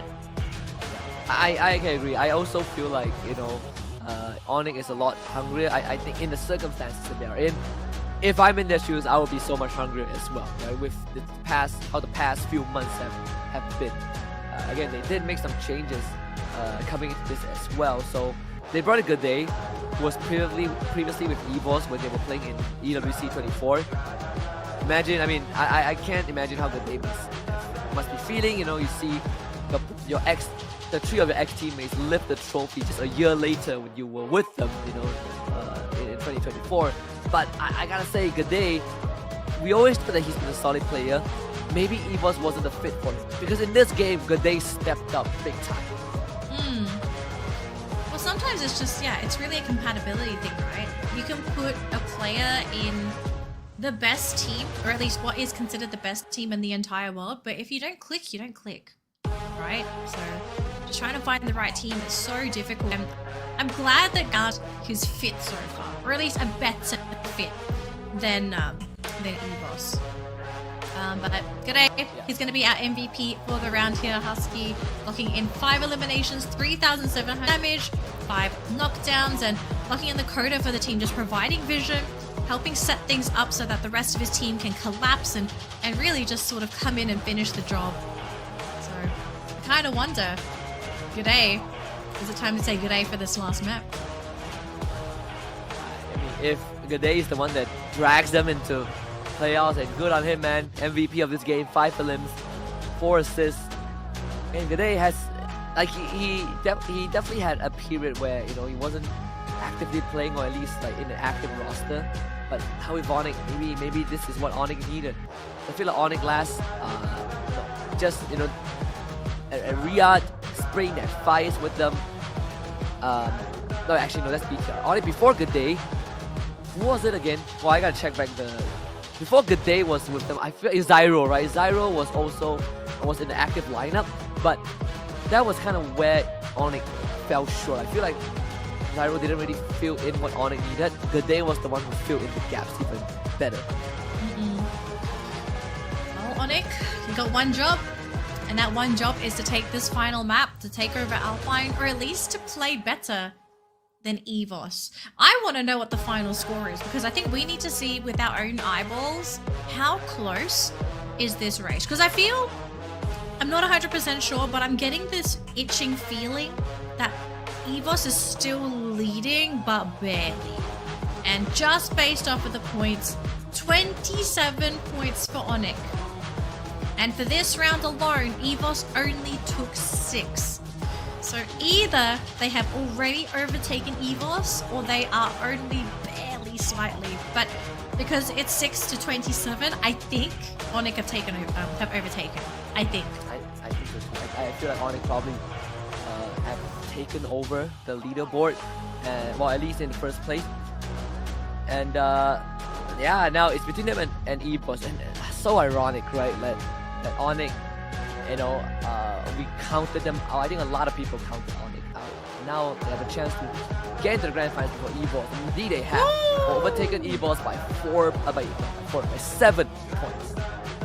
That's very big as well going into our last round, because we have to remember, folks, 7 points.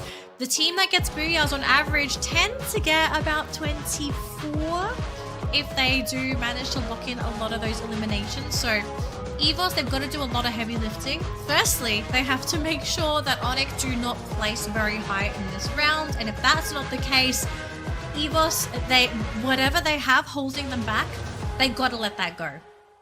They have to let go, and we need to see this team step up and fight.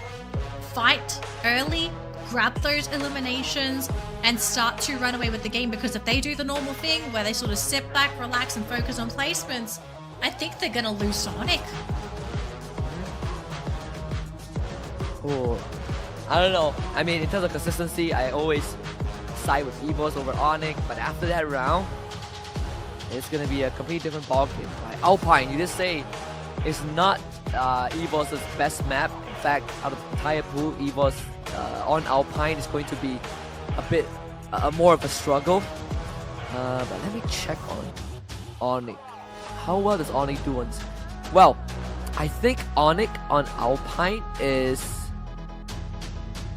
considerably worse. Holy cow. Yeah, I take that back. EVOS does way better than Onyx in comparison. Okay, if the stats are correct. What's the difference? Okay, so I mean, EVOS has 1 booyah, Onyx has none. But if we just looked at the total scores obtained on Alpine out of what is this? Out of 8 matches, I think Onyx has what is this? I think EVOS has 90 points. Onyx probably has like 30 points or 40 points lesser than them. Ooh. Okay. Yeah. That is quite concerning. And now I think the hope is, can they prove those stats wrong? Can they prove the stats wrong? Can they say that those old stats don't matter? We are here, and we are going to flip the script and prove that we are not that bad on Alpine. I mean, it's a big task to ask. I mean, it is. Again, like, I mean, the stakes aren't, you know, like at its heights, right? There's a lot of fallback. I think this format is quite forgiving to teams who are not able to step. In fact, it's incredibly forgiving. Right? It's like, oh, you didn't perform today, don't worry, that's tomorrow. Well, you didn't perform tomorrow, that's next week, and then the next week, and then the next week, and then the final week where you still can fight for 6 out of 12 slots. This one is more like a fast pass, a fast lane to the grand finals. You get to rest more and study more, but aside from that, I think even if they don't make it today, they can definitely make it tomorrow, next weekend. Right? I think after today, tomorrow, the team joining the pool would be expected. That's the last thing. Yeah. Okay, so I am just going to have a quick look. I don't believe we have any substitutions, so we're going to be finishing our final game with all of our team's current players, including Nomaal for RRQ, and Joel as well, which I think is a very interesting choice. I thought that Maal and Joel would be playing for their rosters, but apparently RRQ and Bigatron, they have other plans. Maybe today is like not a hot day for them. Right? Sometimes these subs are necessary. I mean, Ezreal has played with BTR even way before Joel came into the team. So sometimes you just need these kind of substitution to kind of reset the mental. You know, you have kind of like your substitute come in. We talk to his teammates a little bit and be like, hey guys, you know, we have a fresh mind. Maybe Joe and Ma weren't feeling themselves and it's affecting the team. There's a lot of factors to consider, but if anything, unfortunately for these two teams, it hasn't really worked out yet. So RQ had one good round with Ikao. EJ had one good round with Ezreal, but in the grand scheme of things, it's not enough to make them qualify for playoffs by the end of the day. Yeah.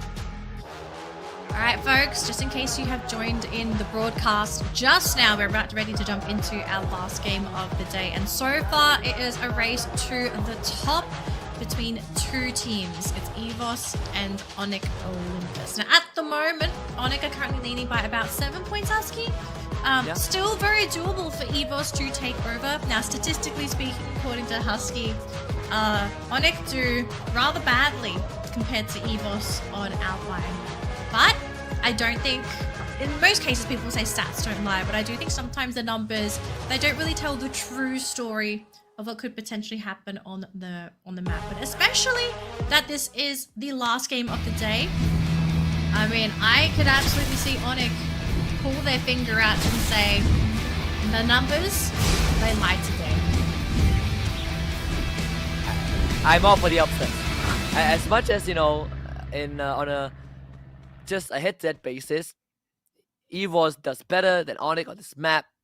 But, well, looking at, in the grand scheme of things, a third party happens, EVOS gets you know, taken out by a third party, then Onyx has a chance. That's sort of what happened in a previous game where Onyx didn't really have to get too active, you know. Them and Heavy, they only really have to participate more as the circle shrinks, and then we get like 6 teams in one compound. But prior to that, they were a lot more dormant compared to EVOS, who ended up having to make some rotations that put them in very compromising positions. Onyx going to Ocean View right off the bat, completely uncontested too. So already a decent start. Yeah, I think this is a really nice start for them that they don't have to worry about a potential third party. We did see a couple of teams throw out a couple of their players for little scouting missions, but so far we haven't seen any names hit the scoreline yet. So no points for anybody yet, just a lot of scouting, a lot of looking around, a lot of looting, especially for RRQ, and already we have a bounty set on Abe. Right off the bat too. Putting some pressure onto RQ. Kyung, what a ballsy move to just take that position. Obviously in the early game, as long as you don't get your head sniped off, then you're gonna be fine. But Kyung is calling in his teammates too. They want to bring it to Team Flash. Wow, very aggressive play coming in from Bigatron.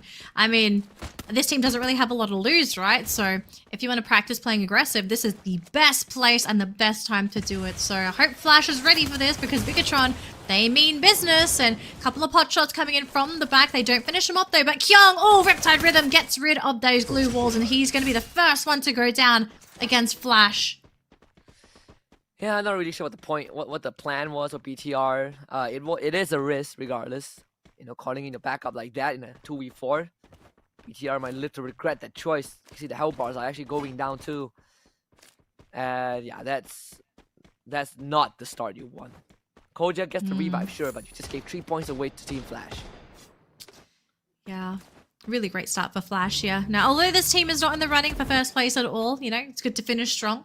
Every elimination that goes to any team that is not in the top 3, even top 4, I suppose, or if you want to include Bigatron as well, it makes it much more difficult for these teams that are further away from that first place to potentially go for a last-second swipe, which is what Onyx and EVOS want. They don't want eliminations going to teams that are not them. And we can see Kage here. Raz already on the ground. A little bit of CQC happening as well. But Traps is the next one to go down thanks to Raf, who locks him in. Raf will be hitting the ground as well. The CT7 gonna follow. And that's gonna be it. Kagendra, 12th place, eliminated thanks to Todak. Oh boy. What a way to end the day. I mean, Kagendra, they don't have a choice anyways after round 4. But still, Todak. It's always weird that they spring to life at the very end. WAG also in bit of their firefight with PE Sports. Both, I mean, they will only have a chance if Onyx gets like full house wipe. And they are engaging in the fight as well. Let's see if WAG can deal with PE Sports around the corner. Vanville goes. T-Koi knocked down first. GOW is 11. Wiped out. Oh, Evos are coming. They hear the gunfights and, well, PE, I hope they're ready for round number 2 because it's the White Tigers and Exports keeping the dream alive here for WAG. But Evos, knowing their current position, they are going to try and look for as many eliminations as possible. They catch Exports, so WAG are out. And unfortunately for the White Tigers, they haven't picked up anything else yet. Ray is spotting for the team, though, has sight of PE Sports in the building. Now, the question for Evos is, do they want to risk it? This is very early. And Ray, he's thinking about it. He's playing around the windowsill, but also hesitating because they don't want to really go into a compound if the glue wall is up. It's finally down. Ray's on the top. We have a monster truck being summoned as well. Jonah's going to be hiding there too. Coach Shield going to be starting the fight, but unfortunately he's going to go down. Aim God dropping very low for Evos. Will be hitting the ground as well. And maybe Evos have taken a little bit more than they can chew. Rasia is still standing by LBC. Looks like Jonah coming in from the backlines. He does not get the critical body shot. Ray on the ground. Rasia all alone. Evos are gone. They've lost their opportunity for first. You know who else can take that spot? PE Sports. But Onyx has to go. Onyx has to go soon. If Onyx makes it... Hold on. And they're right there. They're we only right have there as 7 well. teams left. If Onyx makes it to top 5, I think PE Sports loses their chance. I can't believe we've lost like 5 teams already. The numbers are going so quick. Onyx needs to go next. Onyx need to go next, and they have to stop. They have to stop taking eliminations too. Onyx need to stop grabbing eliminations. Which look at what's happening here. We've gotten more elims for Onyx. They get the Zom, pushing them up to 6 points as well. So Onyx, if they keep eating this lobby, I don't think it matters what PE Sports does. PE Sports can't afford to have Onyx match them in those elimination points, and they're losing teams to even eat. Who are you gonna feed on? I mean, you can get lucky that if Onyx gets knocked down now, or they run into Onyx and they take out Onyx. That's their best shot. But it will all be for naught if they don't get the Booyah. That's another condition that PE Sport needs to be able to fulfill. And Onyx, back literally at the 11th hour, they pull it off. Incredible stuff. That's why like people doubt Onyx. I mean, everyone has questions when you look at the difference in Onyx's performance, right, from tournament to tournament. But it's in times like these that they step up and they pull off the impossible. I feel like Onyx may have just created enough of a gap for them to maintain this lead, because just going off of this live scoreboard at the moment, they're at 95 points and PE Sports only sitting on 72. So unless Heavy's able to pull out some big numbers all of a sudden, I don't think either of these teams are going to catch Onyx, which Flash, they've got 2 players flying in. They have just been brought back in, but Crime, he's going to try and meet his team in the middle. I don't know, Husky. I don't know, because you need more than 20 points. The gap so far, I think it's like 22, 23 between Onyx and PE Sports. And this is including their current points in eliminations for both squads. Yeah, as much as I want to be optimistic, it seems pretty bleak right now. They still gotta try, who knows? We've seen miracles happen time and time again. This could be one of them. Might come down to a tiebreaker in Booyahs, and suddenly we might look at total eliminations too, right? Esports with a monster truck, they might get a freebie here. As Don't Cry getting chased down. Must be scary. What was it? They all get that. I swear, if Don't Cry gets away. Okay, he doesn't. Alright, back on the monster truck, let's go. Don't leave Nero behind, come on. Just leaving Nero, I think is necessary. If someone else snipes Don't Cry though, that would be pretty devastating. I don't think there's anyone nearby though, so this should be a guaranteed point for PE. This is just how dedicated the team is to finding anything. If they see somebody move, they see anything move, the entire team, all 4 players, just decide to go. but they're only on 7 eliminations. I think Onyx was sitting on 8 or 9, I think last time we checked them. So they're still leading in points. Yeah. They basically nullify the eliminations Yeah, there's that 8. PE Sports have, right? And that's a big problem, like you said. We're running out of bodies to drop too. And I believe that Onyx isn't even remotely close to PE Sports. Okay, going off of these points alone, Onyx need to go. All 4 points need to go to PE Sports now. And then I think PE Sports has to eliminate almost the entire lobby on their own if they want to potentially take that first place away. The issue is I think PE are struggling to even find players. It might be because everyone else is on the other side of the map and PE are just not nearby. So the fact that everyone's so far away, this is creating a lot of space and time for these other players to accidentally run into one another, and thus removing those points from PE, or those potential points from PE. So as the circle gets smaller and smaller, it will be easier to look for those eliminations, but time is ticking for PE Sports. They gotta get rid of Onyx, or somebody's gotta get rid of Onyx now. Right now. Yeah, it has to happen right now. It's gonna be a tense moment. RRQ right in the center too. At least of Sunside. VP from the north. Heavy approaching Toda. Look at that. PE Sport nowhere near Onyx. And if Onyx runs to the Heavy and wins that fight, they're going straight to playoffs, to grand finals. Oh, Onyx. Onyx. Look at this team sandwich. 4 teams are about to have 5 as VP. Thinking of invading RRQ. And there's the circle. So it's going to be right on top of the majority of the lobby. And PE so far away. But thankfully, no major fight has broken out yet. So all of those heads still ready for PE's taking. But they gotta be quick. We've got a little fight happening here. And all of a sudden, Dutz is the one to take a lot of that damage there. RRQ gotta do their best to hang in there. They do not want to lose to VP if possible. They're just hanging on to their zone at the moment. Ekal holding down that front line, but Diamond's managed to find him. They're going to be okay though for RRQ. Diamond's still trying to break through, but he just can't find the fatal shot. I think Onyx might have gotten more than enough points, right? We saw Onyx getting a couple of eliminations early on too. Ekal, no one's coming to save him. Sadly, ATD and Nabai are trying. They break the glue walls, but VP is holding the ground strong, and retirement from Dudes. But Diamond able to disengage. Nameless also dips into the blue, but the Cassie keeping him healthy. Abai and 18 is looking for him and Exposy, making sure that he is not easily accessible. Nameless still gets knocked down, but Abai instantly traded back by Exposy from almost point blank, and Exposy delivers back-to-back shots. And Dudes left to clutch this out, and Exposy with the finisher. RRQ out. RRQ out, and I think luckily for VP, they still managed to retain most of their roster. They are just down 1 player though, and Heavy down to their last player too. This lobby is getting ridiculously small. And Onyx on 12 eliminations. I feel like this might have just been the nail in the coffin, Husky. PE Sports at 8 points. They can't outgun Onyx. Yeah, I think it's set in stone. I think that's it. Onyx a guaranteed grand finals, no matter what PE Sport does at this point. They have a maximum of 16 bodies. That's they not get enough. 16 points, that's not enough. Even with Booyah, it's not enough.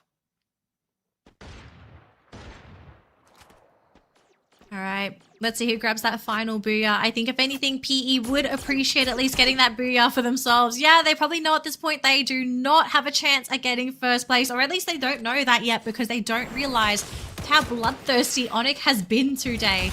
Sitting on 12 eliminations, but you can see Onyx, they want to finish with a bang as well, but Putra has been caught by Jonah.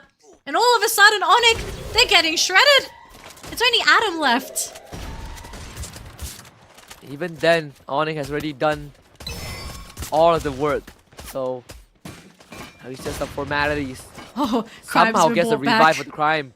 13 minutes into a CBP. This is one of the few times where they actually get to the late game. ABCD changes that. Nameless will have to be picked back up. Exposed the Zob finds that knock. And it's safe to say that the VP are not long for this world. Not long for this world, and those points are not going into PE's pockets. They're going into VP's pockets if they do land those final shots. Oh man, this circle is looking ridiculously tiny.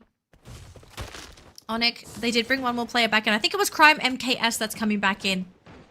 As Noki just kind of sitting there for Todak. VP flying into the other side. So now all of a sudden it's Onyx and Todak sandwiched in between Flash and P. Out in the open. Okay. Oh, gotta go right into VP. Oh no! Oh no! Oh no, the animations! And that's gonna cost two of their members. Diamond right in the face. That's a grenade. Okay, that one pretty wide, but again, Nameless and Diamond somehow VP recovered from what seemed to be the end of the round for them. 13 eliminations. LBT trying to get to safety. Diamond's gonna run him down. Team wipeout 14 for VP. There goes PE. And I think that seals the deal. Seals the deal for Onyx fans, as they have practically locked in their spot in first place on Alpine of all maps. This was the map that EVOS was supposed to be able to take, but the team just fell short far too soon. He did In the say meantime- that. Whoa. Okay, hold on. And that's a nade and death. Todak getting wiped out too. Some response. Team Flash wanting to siege this building. Onyx somehow still have survivors around though. They're waiting.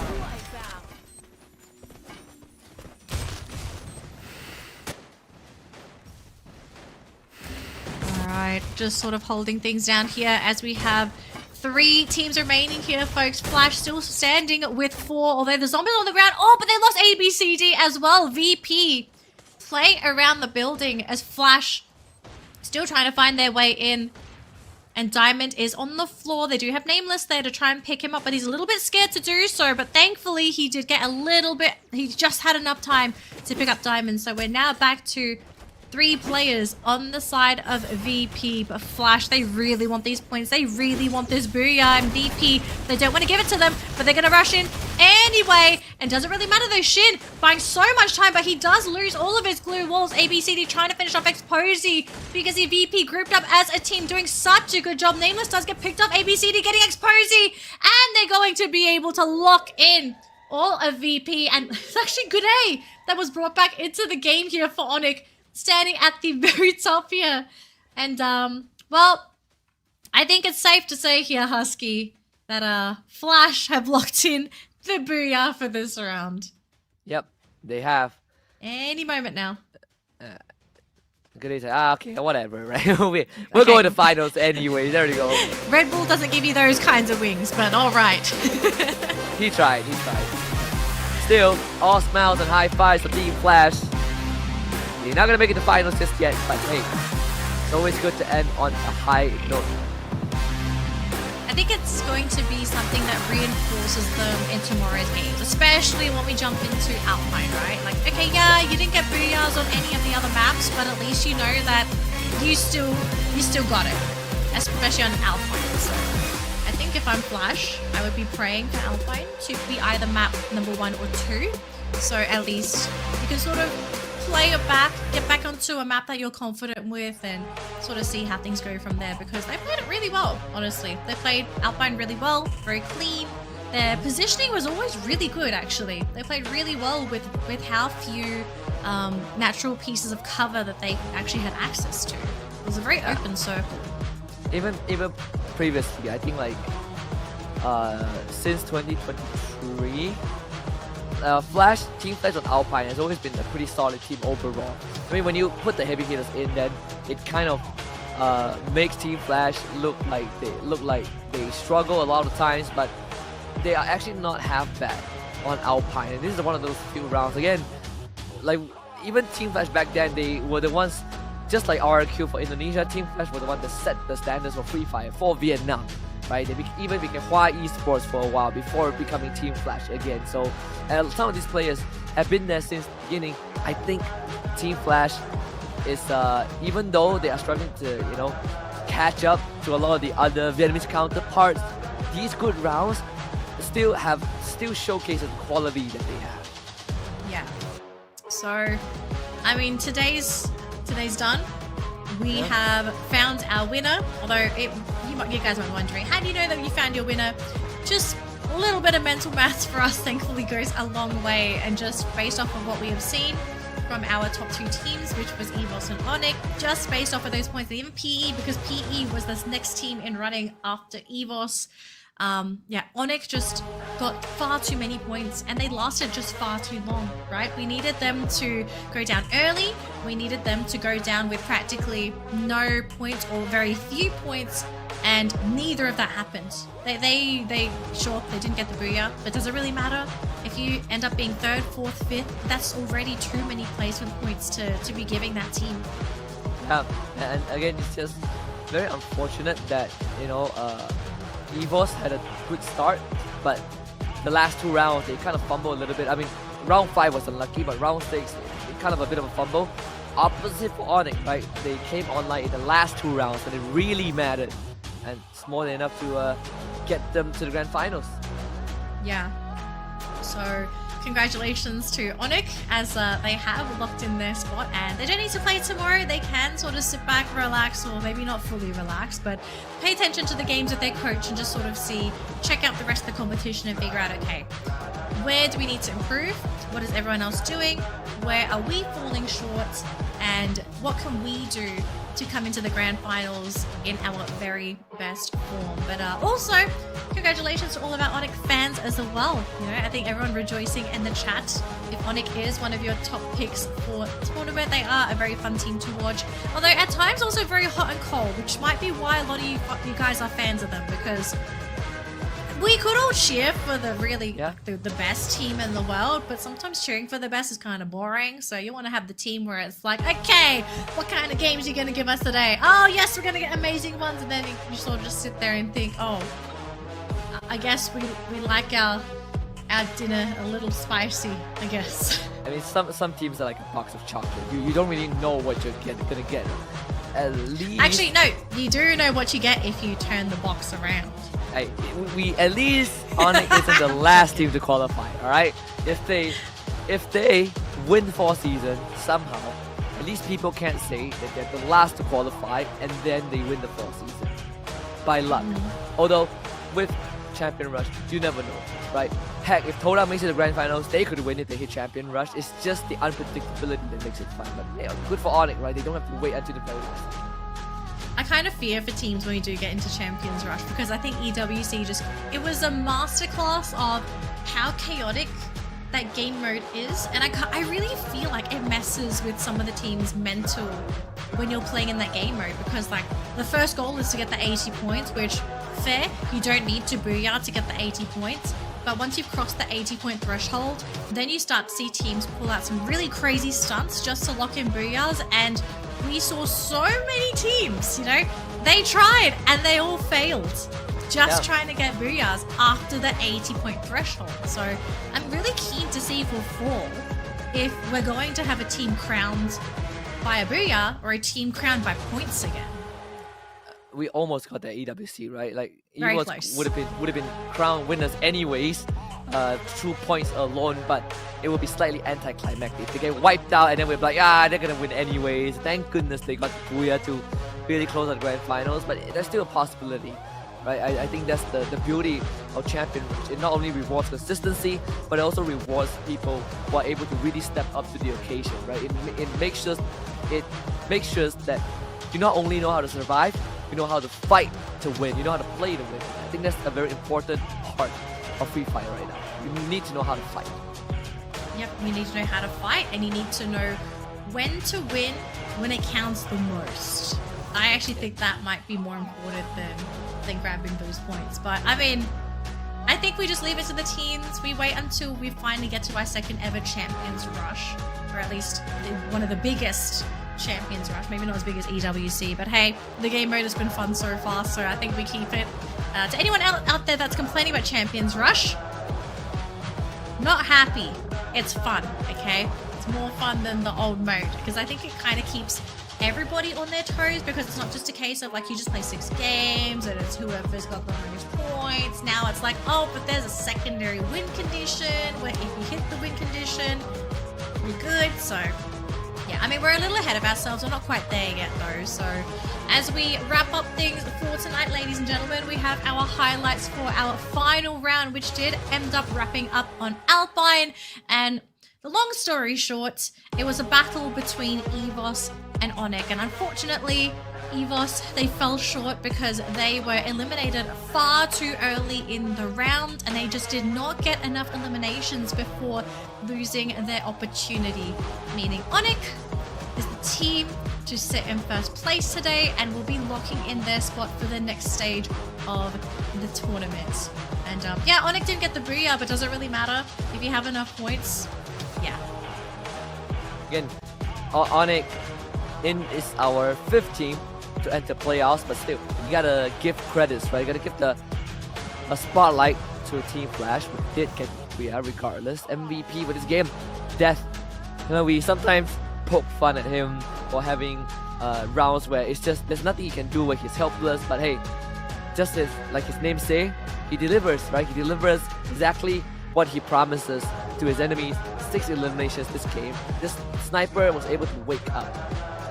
Yeah, he receives and delivers his name, which I think is absolutely perfect for somebody that wants to really embody one of the most important elements of Free Fire, which is getting rid of other players.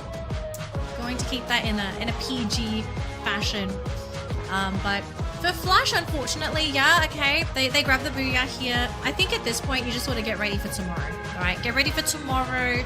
There's one more opportunity to grab that first place to make it through. If they have to play again, because yes, folks, only one team is going to secure a slot tomorrow. For the remaining teams, you still have the last chance qualifier that's happening next week, right? Yeah, I think it's next week. Next week, yeah. And for the last chance qualifier, the top 6 teams will make it through. So it's a pretty big window.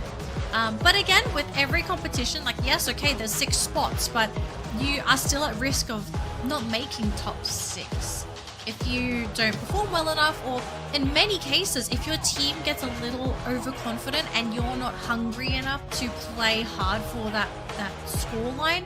We've seen teams fall short because they thought they would automatically qualify, but they didn't. And I think that's the most important thing, right? It's the hunger to win, the drive to win. And there's always this saying of like, do you play to win or do you play to not? And I think playing to win is always kind of the way to go, especially when the stakes are high. Even I think for EVOS, I hardly remember seeing them play like ultra safe. But again, aggression does come with its own risk, and that's sort of what happened. I think EVOS just really dropped the ball in this game. Yeah. Do you think it was maybe just the stress of them knowing that they were, like, it's a so close yet so far moment? Because, okay, hear me out. If we had the roles flipped, and let's say it was Onyx that was behind by 7, and EVOS were the ones ahead, do you think EVOS would have still dropped the ball? Oh, I mean, I would like to say no, but we know that that's not true. There are going to be situations where some teams just not have a good day. They make one too many mistakes, or they're not feeling it, and then they start slipping, right? And they don't recover from it. And it is going to be a thing for I think the rest of the tournament. I just hope that if it does happen, the team gets to recover. Right, because right now we see a lot of teams, they sort of spiral and they never kind of found they don't find it themselves, they don't rally, right? Sometimes a substitute also doesn't do the job, but it's good to see that more and more teams are able to really recover from a poor start, like Onyx, EVOS, or maybe not EVOS in this case because it was the last 2 rounds, but Onyx kind of did. We see like Team Flash as well, right? They were not even in top 3 at the start of the first 3 rounds, and yet they're able to make it there. Good on Heavy and PE Esports to keep it together, right? They still finished top 5 at the end of this. Yeah, it's because I think the reason why I mainly brought up that point for EVOS is I noticed for EVOS, they do much better when they are ahead, when they're not the ones chasing the competition. Because when the team chases, yes, there are times when they can successfully chase and they do it extremely well, but it's very flip-floppy because sometimes they are so desperate to chase that they would play incredibly recklessly, which at times you have to play reckless if you're going to have a chance of being able to either close the gap or also beat a team.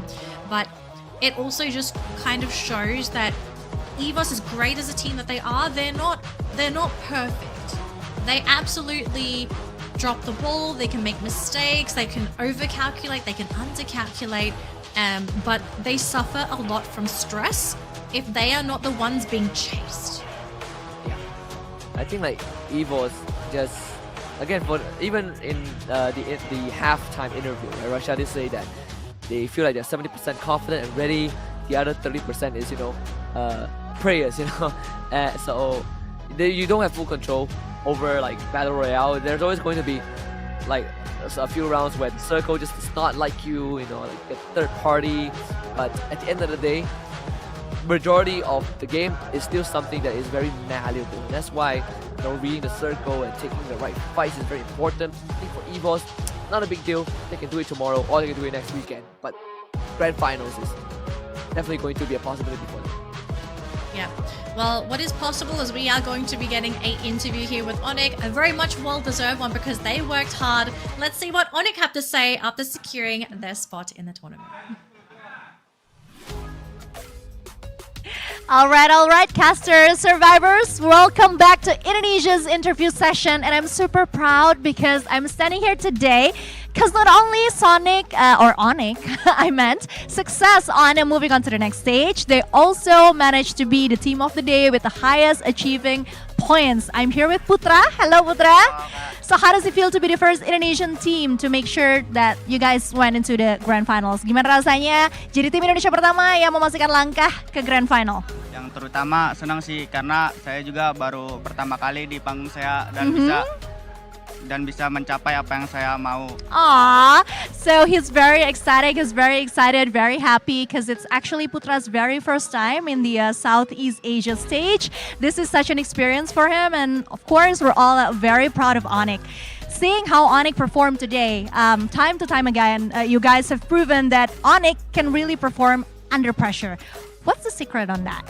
Kalau kita lihat Onyx tuh selalu berhasil ya dari waktu ke waktu membuktikan bahwa under pressure kalian justru bisa perform lebih baik. Apa sih rahasianya? Mungkin rahasianya ya dari kekompakan, kesolidan atau apa? Chemistry satu sama lain, saling ingetin.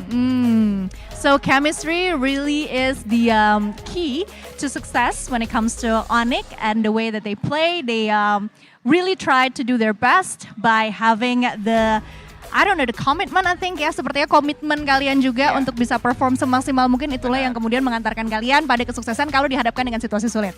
Okay, so yeah, the commitment to do well when it comes to being under pressure is the key to success that Onyx has. Okay, moving on to the next interview. As we all know, we always have challenge of the day, and today's challenge are won by Onyx because you guys have the team of the day and the highest achieving points.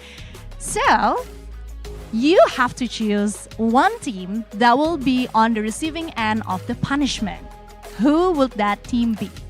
Kalian karena berhasil menang dengan torehan poin terbanyak dan juga jadi tim of the day hari ini harus memilih satu tim yang sayangnya harus menerima hukuman juga nih dari kalian. Siapakah tim itu? Kayaknya sudah ada bocorannya ya, udah kelihatan tadi tuh. Siapa? Bigetron by Vitality. So Bigetron by Vitality would be the one to receive the punishment, and of course they're here with us today. Hello BTR. Halo. Okay, can I ask you another question? Putra, can you scoot over? Okay. Can I ask you something? Why did you pick BTR to receive the punishment? Kenapa pilih BTR? Kenapa pilih dari sesama tim Indonesia? Why did you pick another Indonesian team? Karena si Kojanya lucu. Because he thinks Koja is funny, and yeah, that is all. Cuma itu doang? Yeah. Just because Koja is a funny person. Okay, let's move on to Koja. Ya. Gimana Alright, nih survivors, BTR it's kan Husky sebenarnya nggak and jelek-jelek Danny. We banget are back. performance-nya hari We're ini. gonna be Cuma watching this with sayangnya you guys. dipilih Oh untuk my menerima God, we need to punishment. coach us Gimana because perasaannya? sorry. Tapi bentar, aku translate dulu. Sabar aja ya.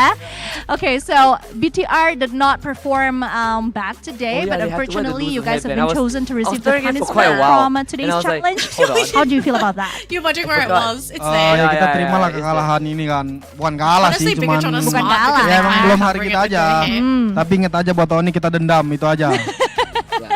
I mean, So they're not it's all seeing this like- as a it's all defeat, like but fun more and like games, right? unlucky They- day Bigatron today, because, they came like I close. said They have before, some pretty close BTR rounds, did but not perform definitely poorly today, Onyx, and they're again, coming for stepped up Onyx, when so they just be mattered at the ready, very end. Onyx. So, But anyway, a challenge is a it's not a big challenge, deal and for in the name Bigatron of to admit that, sportsmanship, hey, we still have to do the we punishment. didn't do our best today. We are the Okay, I'm pretty losers. sure that you guys know plenty what of you guys have to chances, you know, do. down the So road. we have some emoticons, some emojis that you guys have to emote.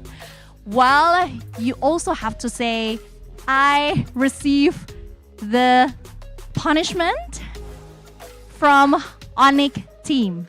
Okay? Yes, Are you guys yes. ready? Okay. Yes. I'm gonna show you guys the emojis. Okay, so you guys can see the emojis on the screen right there. I don't know Dan what kita you're akan gonna do langsung for mulai the aja cat. punishment-nya. Jadi punishment-nya kalian harus bilang saya terima kekalahan ini dan saya terima The whiskers. hukuman ini dari Onyx sambil menderukan emoji yang ada di bawah ini. Oke? Actually, no. Smart. I think Okay. the Ready? sneeze one Hey. is Oke, do you wanna What do they the do? countdown? Sneeze Kamu into yang hitung their 3 2 1. Silakan. 3, 2, 1. They have- oh, Saya sorry, kita terima kekalahan ini ya. Saya terima kekalahan ini. Dari tim Onyx bilang dong. Dari tim Onyx. Saya terima kekalahan ini dari tim Onyx. Oke. The Where's next one. Cheers? Kucing. Gimana? Saya terima kekalahan tangannya dari miau dong. tim Onyx. He just said, I'm a cat. Kasim.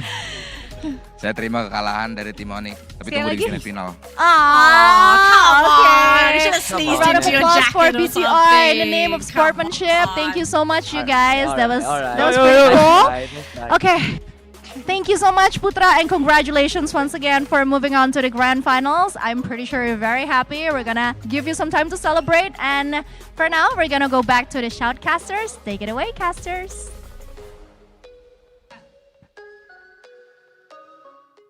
Okay, so I'm just gonna rate the emoji reactions.